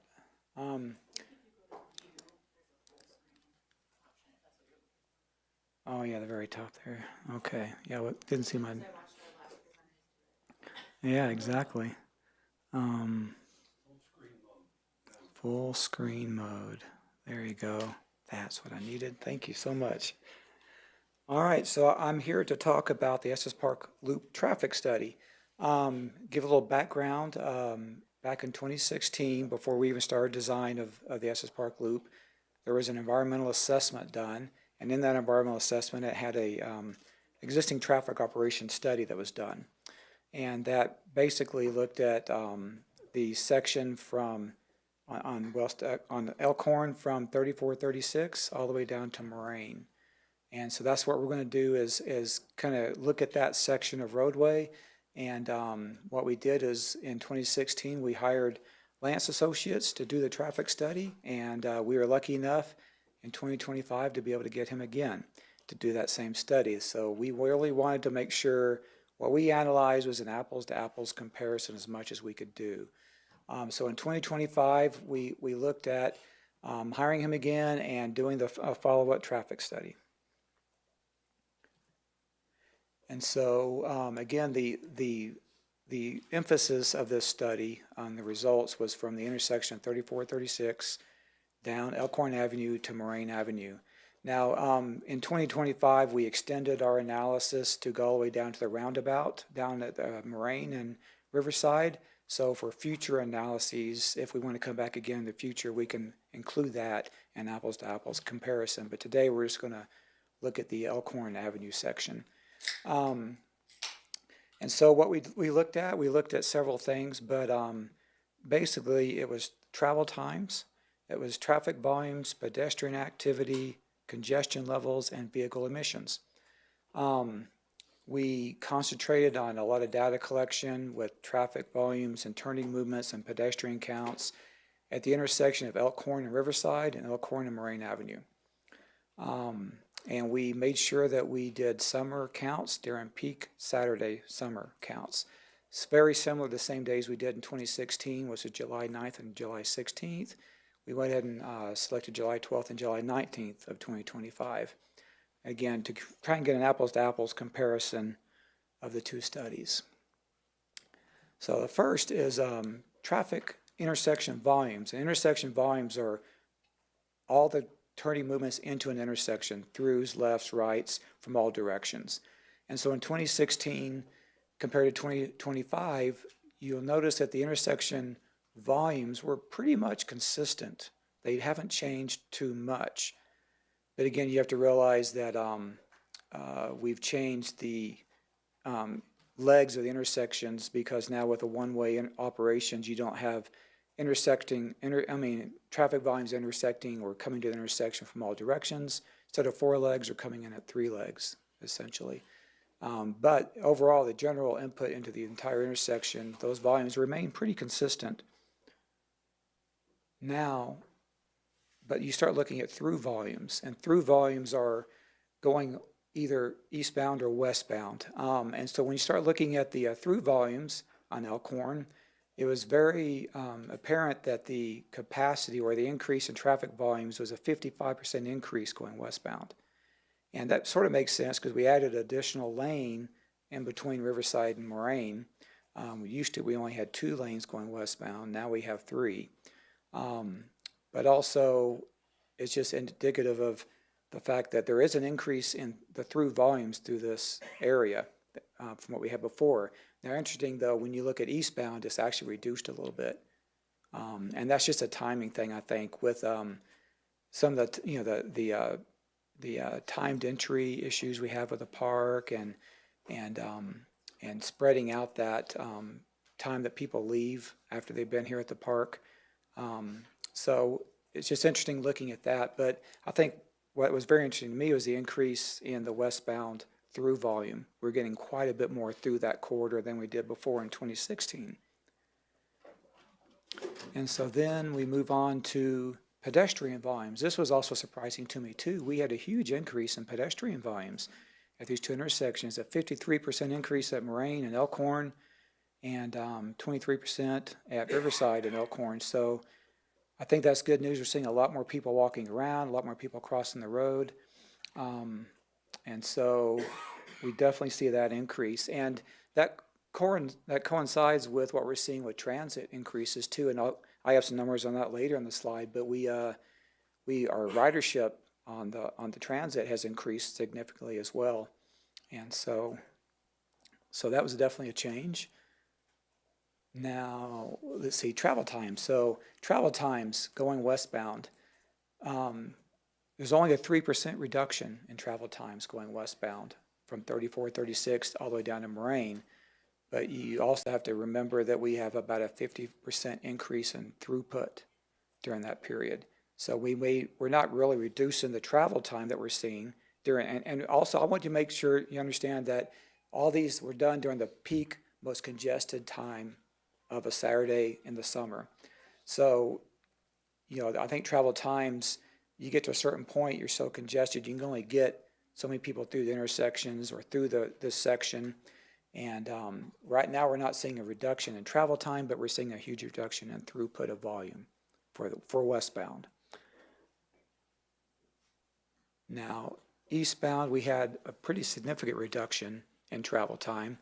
And that's, I think, indicative of with the one-way couplet and people heading eastbound. We have on Riverside Drive, turning on Elkhorn, it's a free right-hand turn.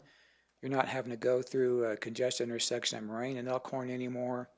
And also we had a slight reduction in the throughput for eastbound, but we have a pretty significant reduction in travel time for eastbound.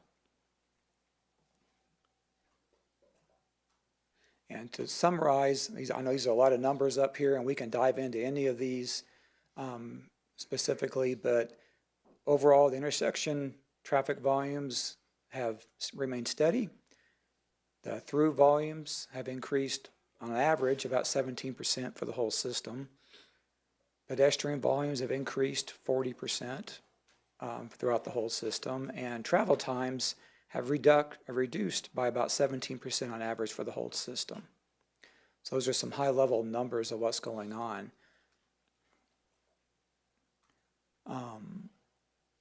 And what was interesting to me is we were able to analyze emissions based on intersection congestion, and it was very indicative that we've been reducing the carbon monoxide, nitrogen oxides, the VOC, and fuel consumption through those two intersections by pretty significant amounts. So that was good news, and that's sort of indicative of the congestion reduction and how much each person is stuck and sitting at the intersection and idling their engine. 'Cause that's where you get a lot of these emissions, is when you're idling. And so we were able to show that as well.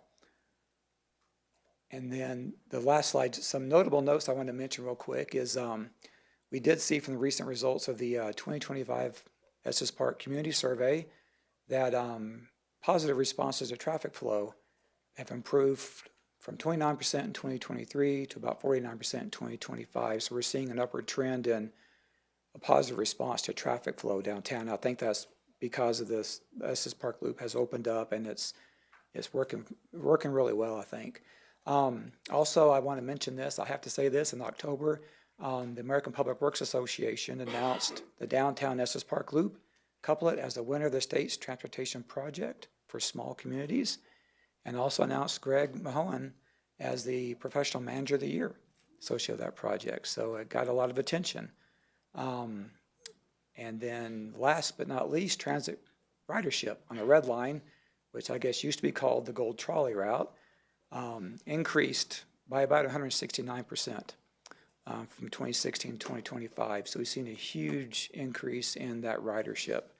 And I think that's what's also shown in the pedestrian volumes as well downtown.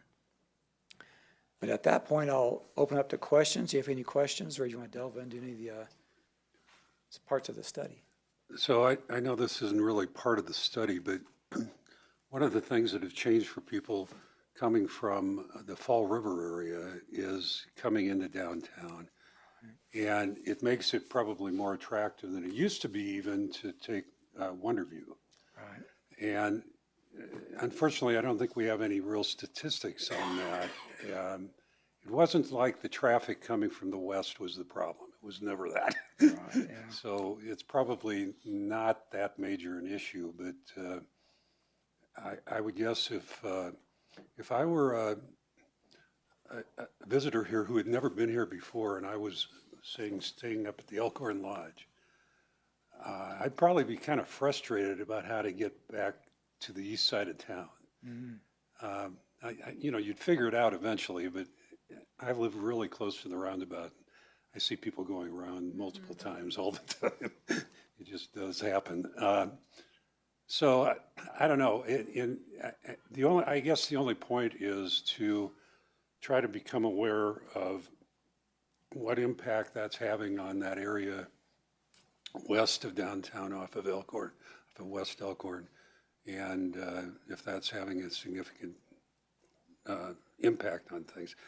And it might be too that even something like opening the chocolate factory could change that too, because we'll probably get a lot more cars up here for that. At least, who knows how much, but I don't know. That just occurred to me as one of the things that the traffic study couldn't really tell us. And maybe it's not all that important, we know, but Right. that's all. Well, those are good points. Now, I know we've been looking at some developments on the west side, and we've made sure that they analyze this at Moraine at Elkhorn intersection, because you're right, going eastbound into the city, it is a different way of getting around, and people who are not familiar with it, yeah, they may not know about Wonderview.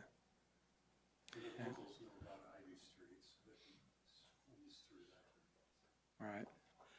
It has helped the eastbound traffic along the route on the other side, because it used to, when it rained, it would just be backed up all the way to the park. So that has definitely helped. I am interested, and this is not about the traffic study, unfortunately, because I'm a proponent of the anti-loop person forever. I do think traffic moves better. Without question, it does. My question is, nothing to do with the traffic, but is there a way of looking at, one of the fears before the loop was that West Elkhorn, the stores on West Elkhorn would really take a hit because the people weren't traveling that way anymore. Is there a way of, because that sales tax isn't separated like that, but is there a way of looking at that effect on that and those West Elkhorn people? And see if that is the case, it's actually hurt or not hurt or helped or whatever? We could take a crack at separating out the West Elkhorn associated addresses. I think if you aggregated it enough, we'd have to check with the state regulations relative to, at a certain point, you aggregate it enough that you can share, but you can't share specific details. I think the only caution I would have is that we would get a sense of the overall sales, because that's what we're taxing. It's not really a great proxy across the timeline we're talking about for the economic health of the business. There's a lot of businesses that have come and gone since 2016. So it would be challenging. There's probably a way to do it, but my underlying concern would be, what has inflation done to just gross receipts over the 10-year period we're talking about? And it might be hard to ascertain that. I would tell you that it's likely to show significant financial growth. We could compare that to the rest of town, but again, you'd have to break out for each address if there were multiple businesses that occurred there. It's doable, but it would take quite a bit of time, and I'm not sure if the end result would be really illustrative of the underlying business health. It would just tell us how much of the gross receipts grown from 2016 to now. Yeah, I'm not sure it would make a big difference anyway. It's not like we're going to undo the loop, but I was just wondering if even if we had a inkling, it'd be nice to know that people in West Elkhorn aren't feeling like they're being bypassed. Maybe somebody downtown and that side would be able to tell us better. So, okay, thanks. Early, when the loop opened and we were finally at that point, September of last year, we were having a variety of folks going the wrong way despite incredible signage and stuff. I haven't heard a lot of incidents or anecdotes about that stuff. Has that generally settled in? I know that's not really part of this. Well, I do, when I started here, I was getting some of those issues in May and June of this year.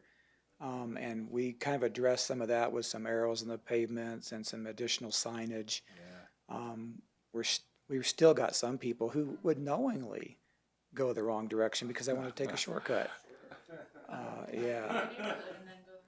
Right, and then there's the scooters coming down Elkhorn to the east, right in the middle of the street. Yeah. Right. So yeah, we addressed it with some minor tweaks here and there. We're kind of still monitoring that. Yeah. But it does seem to have reduced a little bit. Yep. Like a zapper at the pavement. I appreciate this coming back to us. I think this came back to us because we asked for it. We asked for some follow-up on the data. How's the loop working? And when I looked through this and reviewed this data, it didn't come back as, I think that you could use this data to say, was it worth 17 million? Well, yeah. Was it worth wait a second, it was not 17 million, it was 34 million. Was it worth 34 million? Was it worth 5 million? So the question being, did we get the value for our money?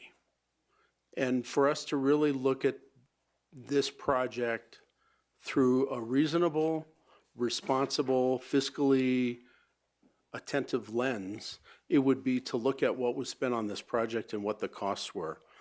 This cost us $400,000 in relief to businesses. This cost us negative media for years. This cost some businesses their license and their future. So this project, while it has been called out as an award-winning project by some organizations or one organization, and I'm not sure what the criteria was, because I'm sure that there are some standards that were met, and I'm only looking at you because you're in the front by the microphone. Obviously not picking on you, I like you.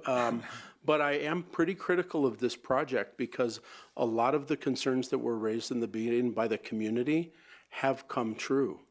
Some of the things that were said by trustees in the beginning, assurances, promises, goals, were not met.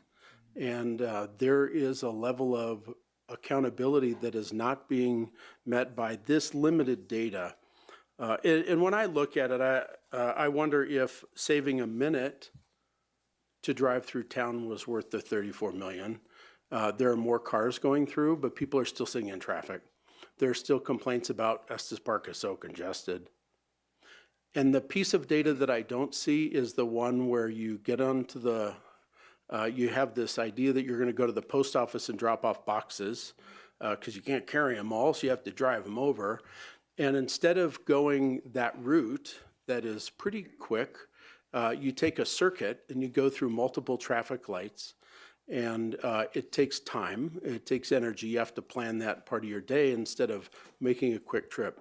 It also adds fuel, it also adds carbon, it adds all the emissions issues. And the emissions, I wonder, when I look at that data and I look at 10 years worth of improvements in vehicles, is this study taking credit for automotive improvements? Or were those savings, I mean, in the study, it says they were calculated numbers. These were not measured. There was, the information was not collected. This is hypothetical. So some of the data in this project would say this project was not successful. And I want to sit with that for a minute because there was a lot of public feedback in the beginning that is very similar to some of the public concern that we have today. People not feeling heard. This was a 3-4 vote when it was approved. Mayor Koenig said, and I didn't remember it exactly because it was interesting to me, and I'm making a little bit of a statement here, Director Greer, because this has been a really hot topic for this community. And this project went through against 3 trustees saying, we should send this to a public vote. And 4 trustees saying, this is why we get paid the big bucks. We make the tough decisions. We make policy. And the town administrator said, this is great because Trustee Lancaster was the administrator at the time. He said, I could go either way. He was right in the middle of it. And he was willing to execute the will of the board. But it wasn't the will of the community. And some things in the data you provided us does not say this was a resounding success. So Mayor Pro Tem Koenig said that her research has demonstrated that one-way loops moving traffic away from town and an excess of parking structures tends to decrease foot traffic and hurt businesses. She commented that the year-round citizens would have to utilize the loop 12 months of the year, included me, to address a congestion issue that occurs seasonally. I think at the time it was 40 days a year. And a loop project that ultimately moves the problem but not solves it. She predicted that pretty well, because if you ask people how it's working, they say, well, it's faster. Like leaving town, it's fast. Your data proves it. But we could already leave town fast. But now to get downtown, and to your concern, Trustee Brown, about how's that traffic get downtown, you have one lane to turn left to hit the entire downtown corridor. And I'm saying downtown by where they put the police cars to block off for Halloween. So I'm calling those blocks downtown. You have one sign that says downtown and you have a 10-foot, 12-foot lane to make that turn. And if you miss it, you're leaving town. And it is fast to get out of town now. It is fast. And timed entry has helped. Maybe timed entry has solved some of our problems. But I would have to say at this moment when we are reviewing the performance of the loop, that the data you have provided does not say the loop was a resounding success, but the data that I'm missing is the crash statistics, the economic data. Was this a responsible expenditure of money? There are a lot of questions that aren't being answered. What's that hassle factor? Does the community really like it? Have you watched cars come off Riverside at the speed limit and come down East Elkhorn? Feels like you're gonna roll it if you're at 25, but you can get out of town quick. And that's a concern for me. As a trustee and a business person and a resident of this community, I believe that the loop is flushing traffic out of town, and we don't have any data to verify how the economic impact has affected our community. So I think that we've missed the mark there in evaluation. I think we have an opportunity there. I don't think sales tax is a good barometer of how sales are today versus 2016. I think that would probably be wasted effort to try to separate that out. We may have lost the opportunity to do that. My point tonight is we have some pretty big projects that we are looking at right now that are similar in scope, if not greater than the loop in the impact that they'll have on our community. They are public works projects. Those are high impact projects. And I think that we need to be very conscientious about the decisions that we make as a board in reflecting the needs of the community, because what I heard from the recent election was, you're not listening to us. And what I heard at a recent trustee talk was, you're not listening to us. And I can empathize with that sentiment, and I take that charge very seriously. And for that reason, I've taken up these several minutes of your time and the community's time tonight to say, we must listen and we must reflect the needs of the community in balance with the information we have from all the meetings we go to. But I think maybe we could have done a better job with that project. And if I really dig into this information and this data that you have provided us, it does not paint the loop as a resounding success. I appreciate the time. I'll make comment on that later, but how much of the gross cost of it was through grants and from federal, state, whatever, versus came out of the town coffers? Mayor, I'd have to go back and check through because the numbers changed at various points, and I wouldn't want to hesitate. I'd have to go back and pick it up. There were a sizable amount of grants. It was not the majority of the town's money, but I don't want to give a number that is incorrect because it has morphed through the project. Good enough. I'll comment later. I just wanted to kind of refer to that. I don't have the numbers either, but I do know that we accomplished a lot more than just the loop, in my opinion, because we got some areas that were in need of stormwater drainage completed, bridge work and things like that, and the infrastructure to our town. So I hear you, Trustee Eigel, but we also need to understand there was more to it than just the change of the direction of the traffic that we got out of the deal, so. Thank you for this information. I think we asked for traffic study results after 1 year of loop implementation, and that's what we got. We did not, this was not a barometer on the overall success of the downtown Estes Loop conversation. This was a conversation about what's happened with traffic results from 1 year. And we know 1 year is not a good level of evaluation for any large project, especially one of this magnitude. So I look forward to seeing how behavior changes over the next several years.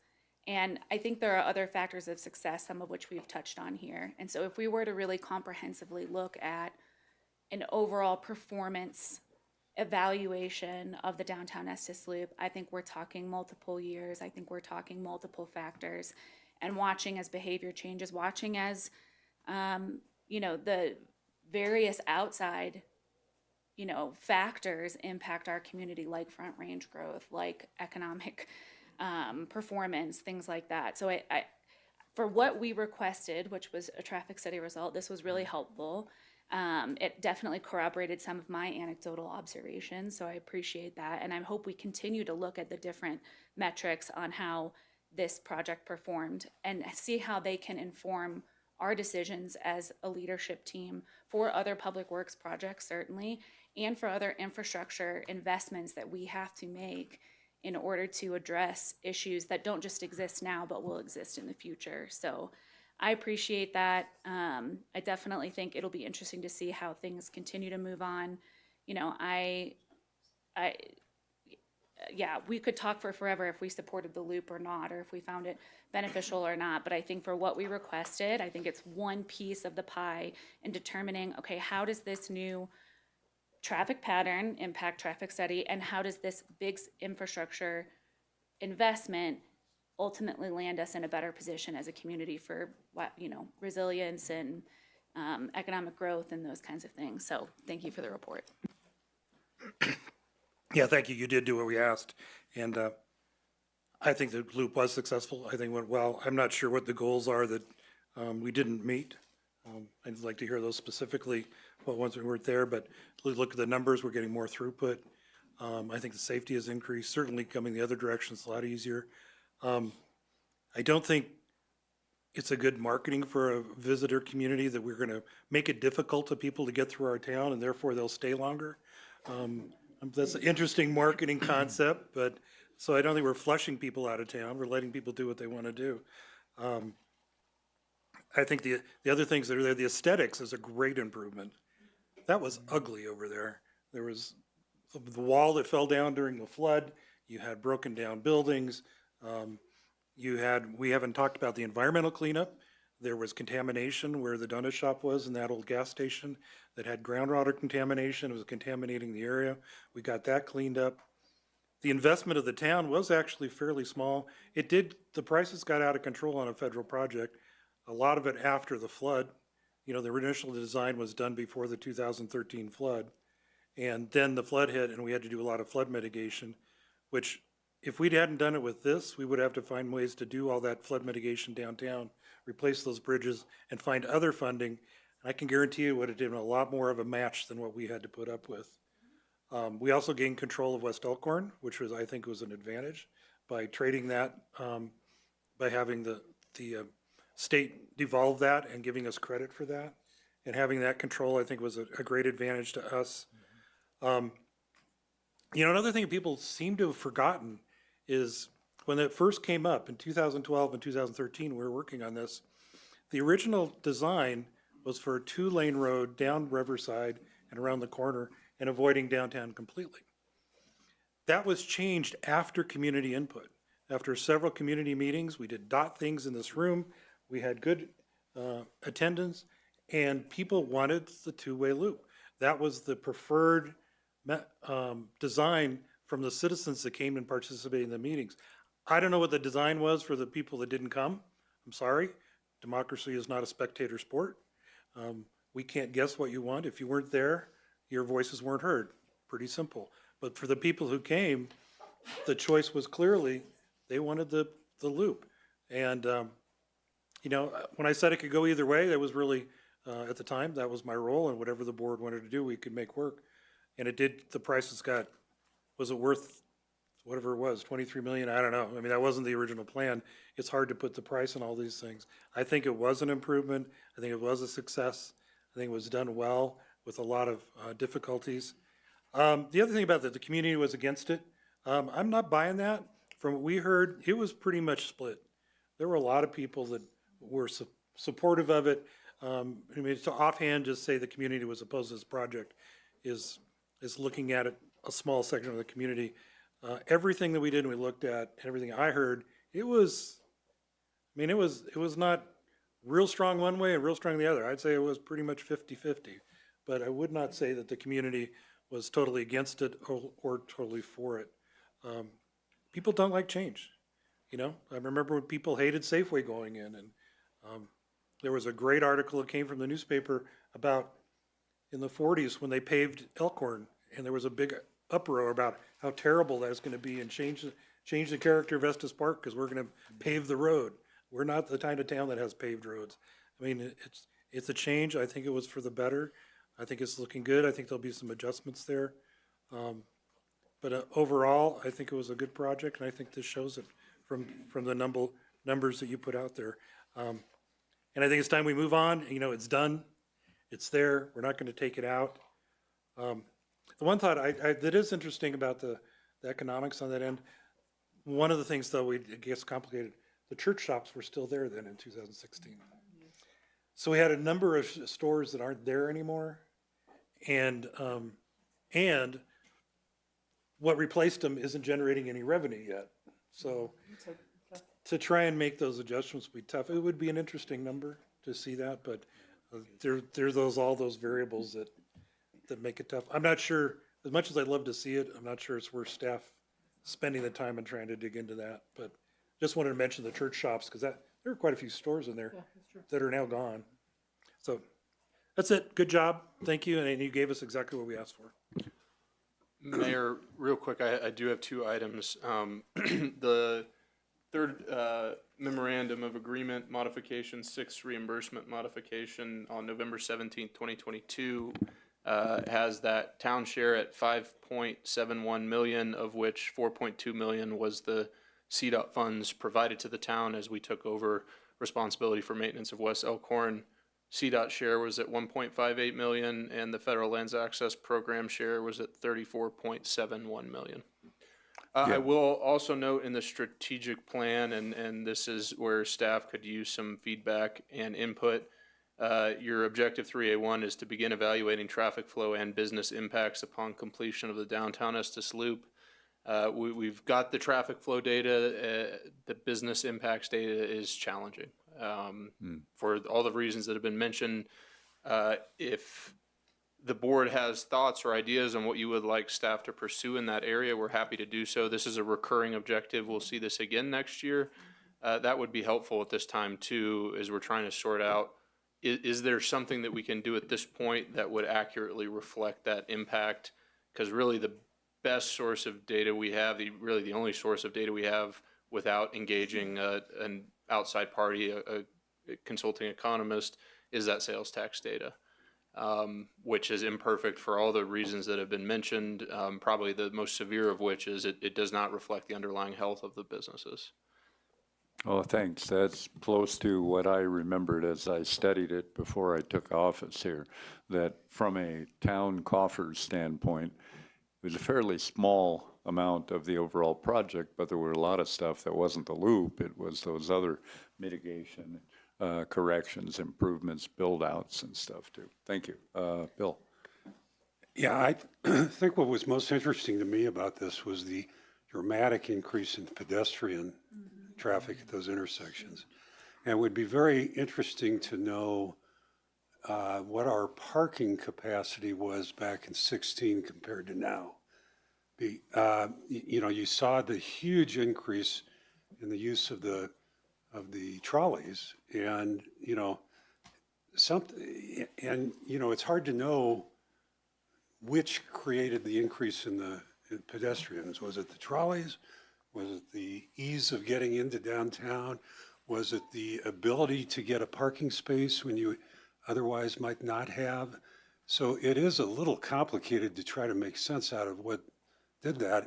But what's good about it is I think increased pedestrian traffic is exactly what we wanted.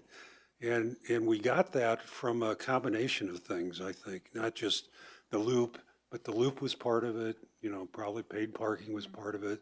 Certainly the increased amount of trolleys has made a big difference. So I'm pretty pleased with the overall results, knowing that the pedestrian traffic is up so much. I never experience it because I won't go downtown in the summer, but yeah, it's good for the businesses. It's got to be good for the businesses. When we look at the pedestrian traffic, can you go back to that slide? Yes.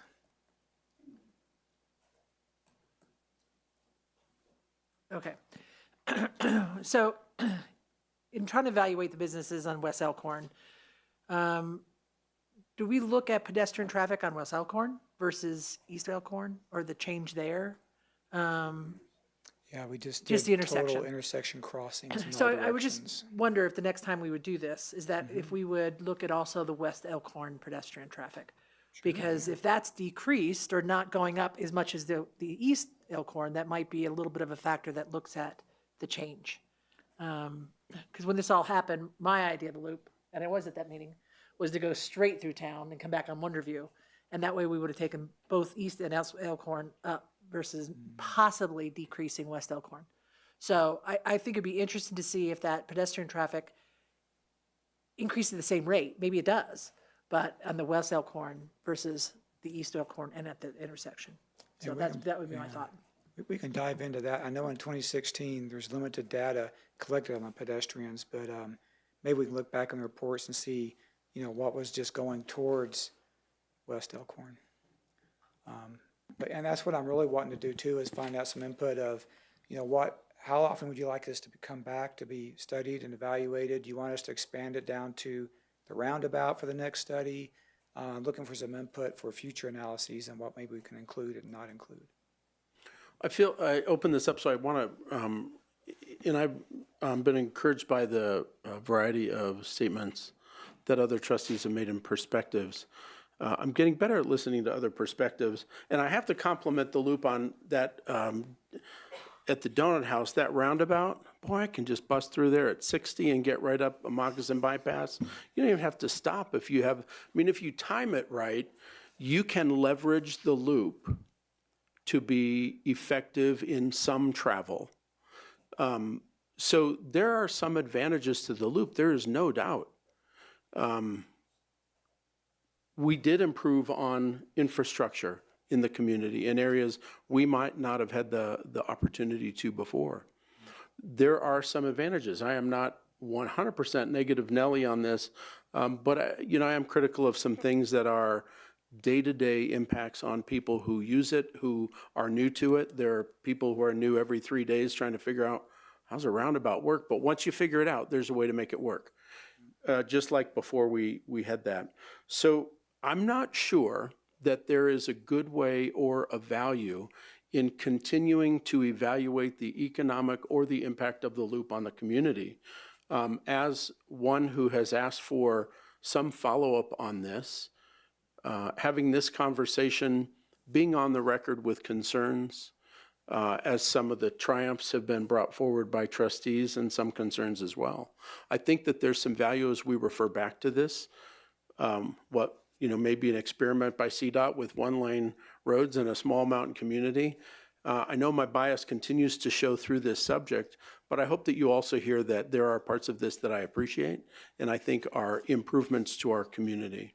But I'm not sure if I would have spent that amount of money on this project knowing what I know today.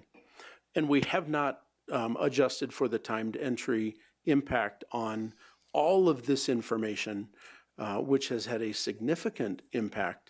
And maybe timed entry in the park has had more of an impact on the economic health or vitality of some businesses. And it certainly had an impact on our traffic, but it's not something we had in this survey. I appreciate that you brought the information we asked for. I didn't mean to denigrate your work by saying there are a lot of other factors, but if we do look at the project on from a higher elevation, there are a lot of factors that went into it. But I don't know if there's value coming back to it in a serial manner to figure out, was it good or was it bad? How do we gather more information? I don't know that we can effectively do that. And I have some doubts that it's worth the time and the money that it would cost the community to answer that question, because I'm not sure that the answer to the question will have an impact either way. On that one, Mark and I are on the same page. That was gonna be my question. We could do all these studies, but so what are we gonna do with it? Right. Do we really wanna invest that money and go that direction? We could get to a point where it's, the people who are for the loop will be able to say, I told you so. Or depending on the numbers of people against the loop, say, I told you so. That's not worth it. At this point, it's there and we're moving forward. And from a heresy standpoint, one of the things we realized, we got the roundabout, we got all those improvements from the very beginning. If the two-way couplet doesn't work, it can go back, and we still have those improvements because we can go back that way. I don't think we will, because in my opinion, it works better with the couplet. But we'd have the roundabout, we'd have the changes. That certainly is an improvement to that interchange that we didn't have before. If something needed to be done to that interchange, even if we didn't do the two-way couplets. And we got that done. It's a real improvement. Aesthetically, I think it looks good for the town. It's the kind of thing, the kind of change that I think looks good for the community. So, worst case, it is reversible that way, but we got a lot out of it for the community on top of that. But I don't think it's worth doing more studies on it. It's done, we're not gonna take it out. We've got better things to spend our money on and to move on. Trustee Lancaster's historical perspective and Mayor Pro Tem Sanak, great stuff. It's good to have that. I noticed that Trustee Lancaster didn't mention the 1960s and the incredible upheaval in the town about building Wonderview and creating that other bypass. That we have to look back to that. I've been driving through Estes, first visits 51 years. I've lived up here 22. I think this was a tremendous project. I get around town quite a bit and love the way it moves and flows, and I'm pretty good at it. First time I took my wife through, she had heard all of the stuff peripherally, and she said, wow, there's nothing wrong with this loop. And I thought, wow, okay, there you go. That's an objective one where I get around quite a bit. I just think, I took a museum tour a few days ago. Destination Estes. It's a pretty cool exhibit. Everybody ought to go over and see it. Some great stuff that I didn't know about, some of the female homesteaders and various other stuff, but they have the great, what do you call them, panoramas, sorry, did I hit you? The panoramas that they had to do manually back then. It's pretty tricky.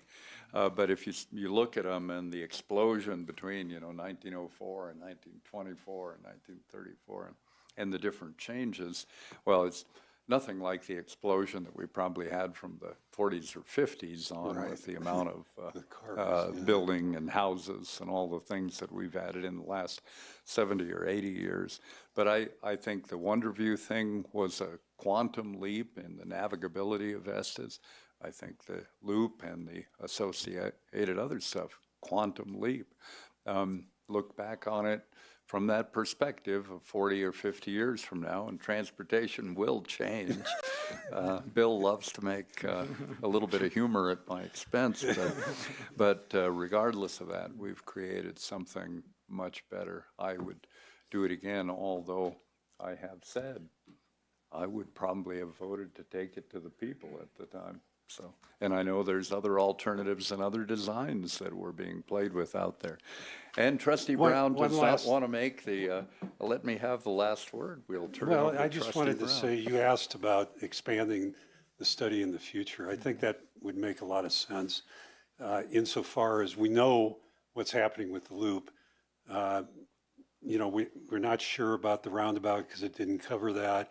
We should probably go out on 36 towards the roundabout there, something on 34 as well, and that intersection coming into town on 34 is a major thing, particularly with with our visitor center there on top of it, plus our biggest shopping center.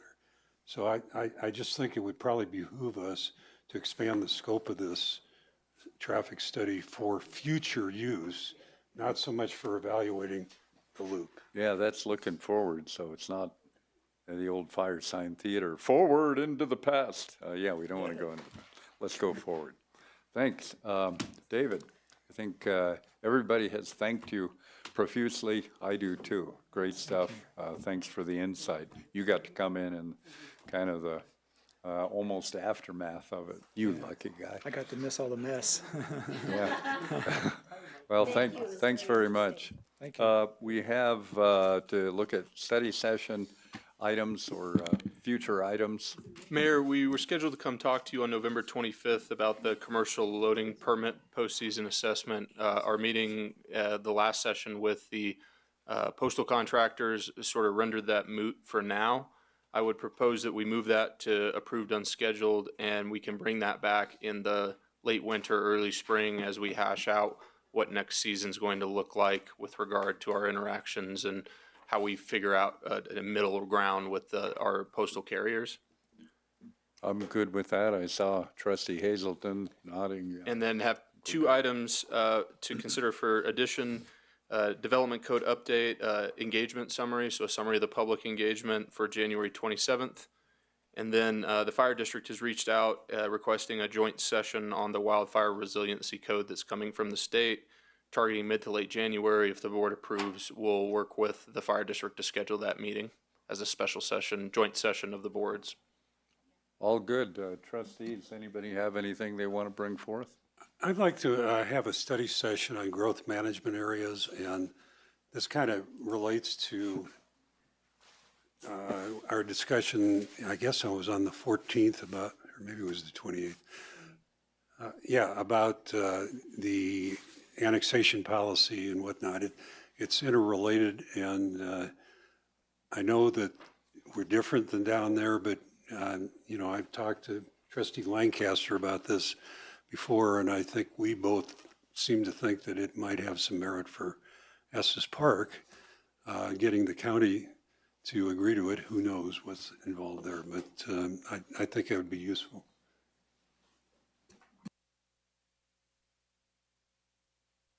Your affirmation to that in general? I'm okay with it. Yeah.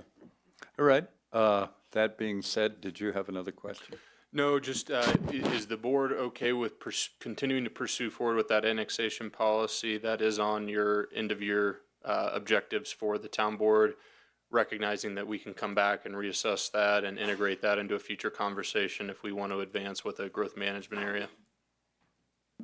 Yes. Thank you. Okay, with that being said, we'll make way for getting back to the big meeting at 7 p.m. This study session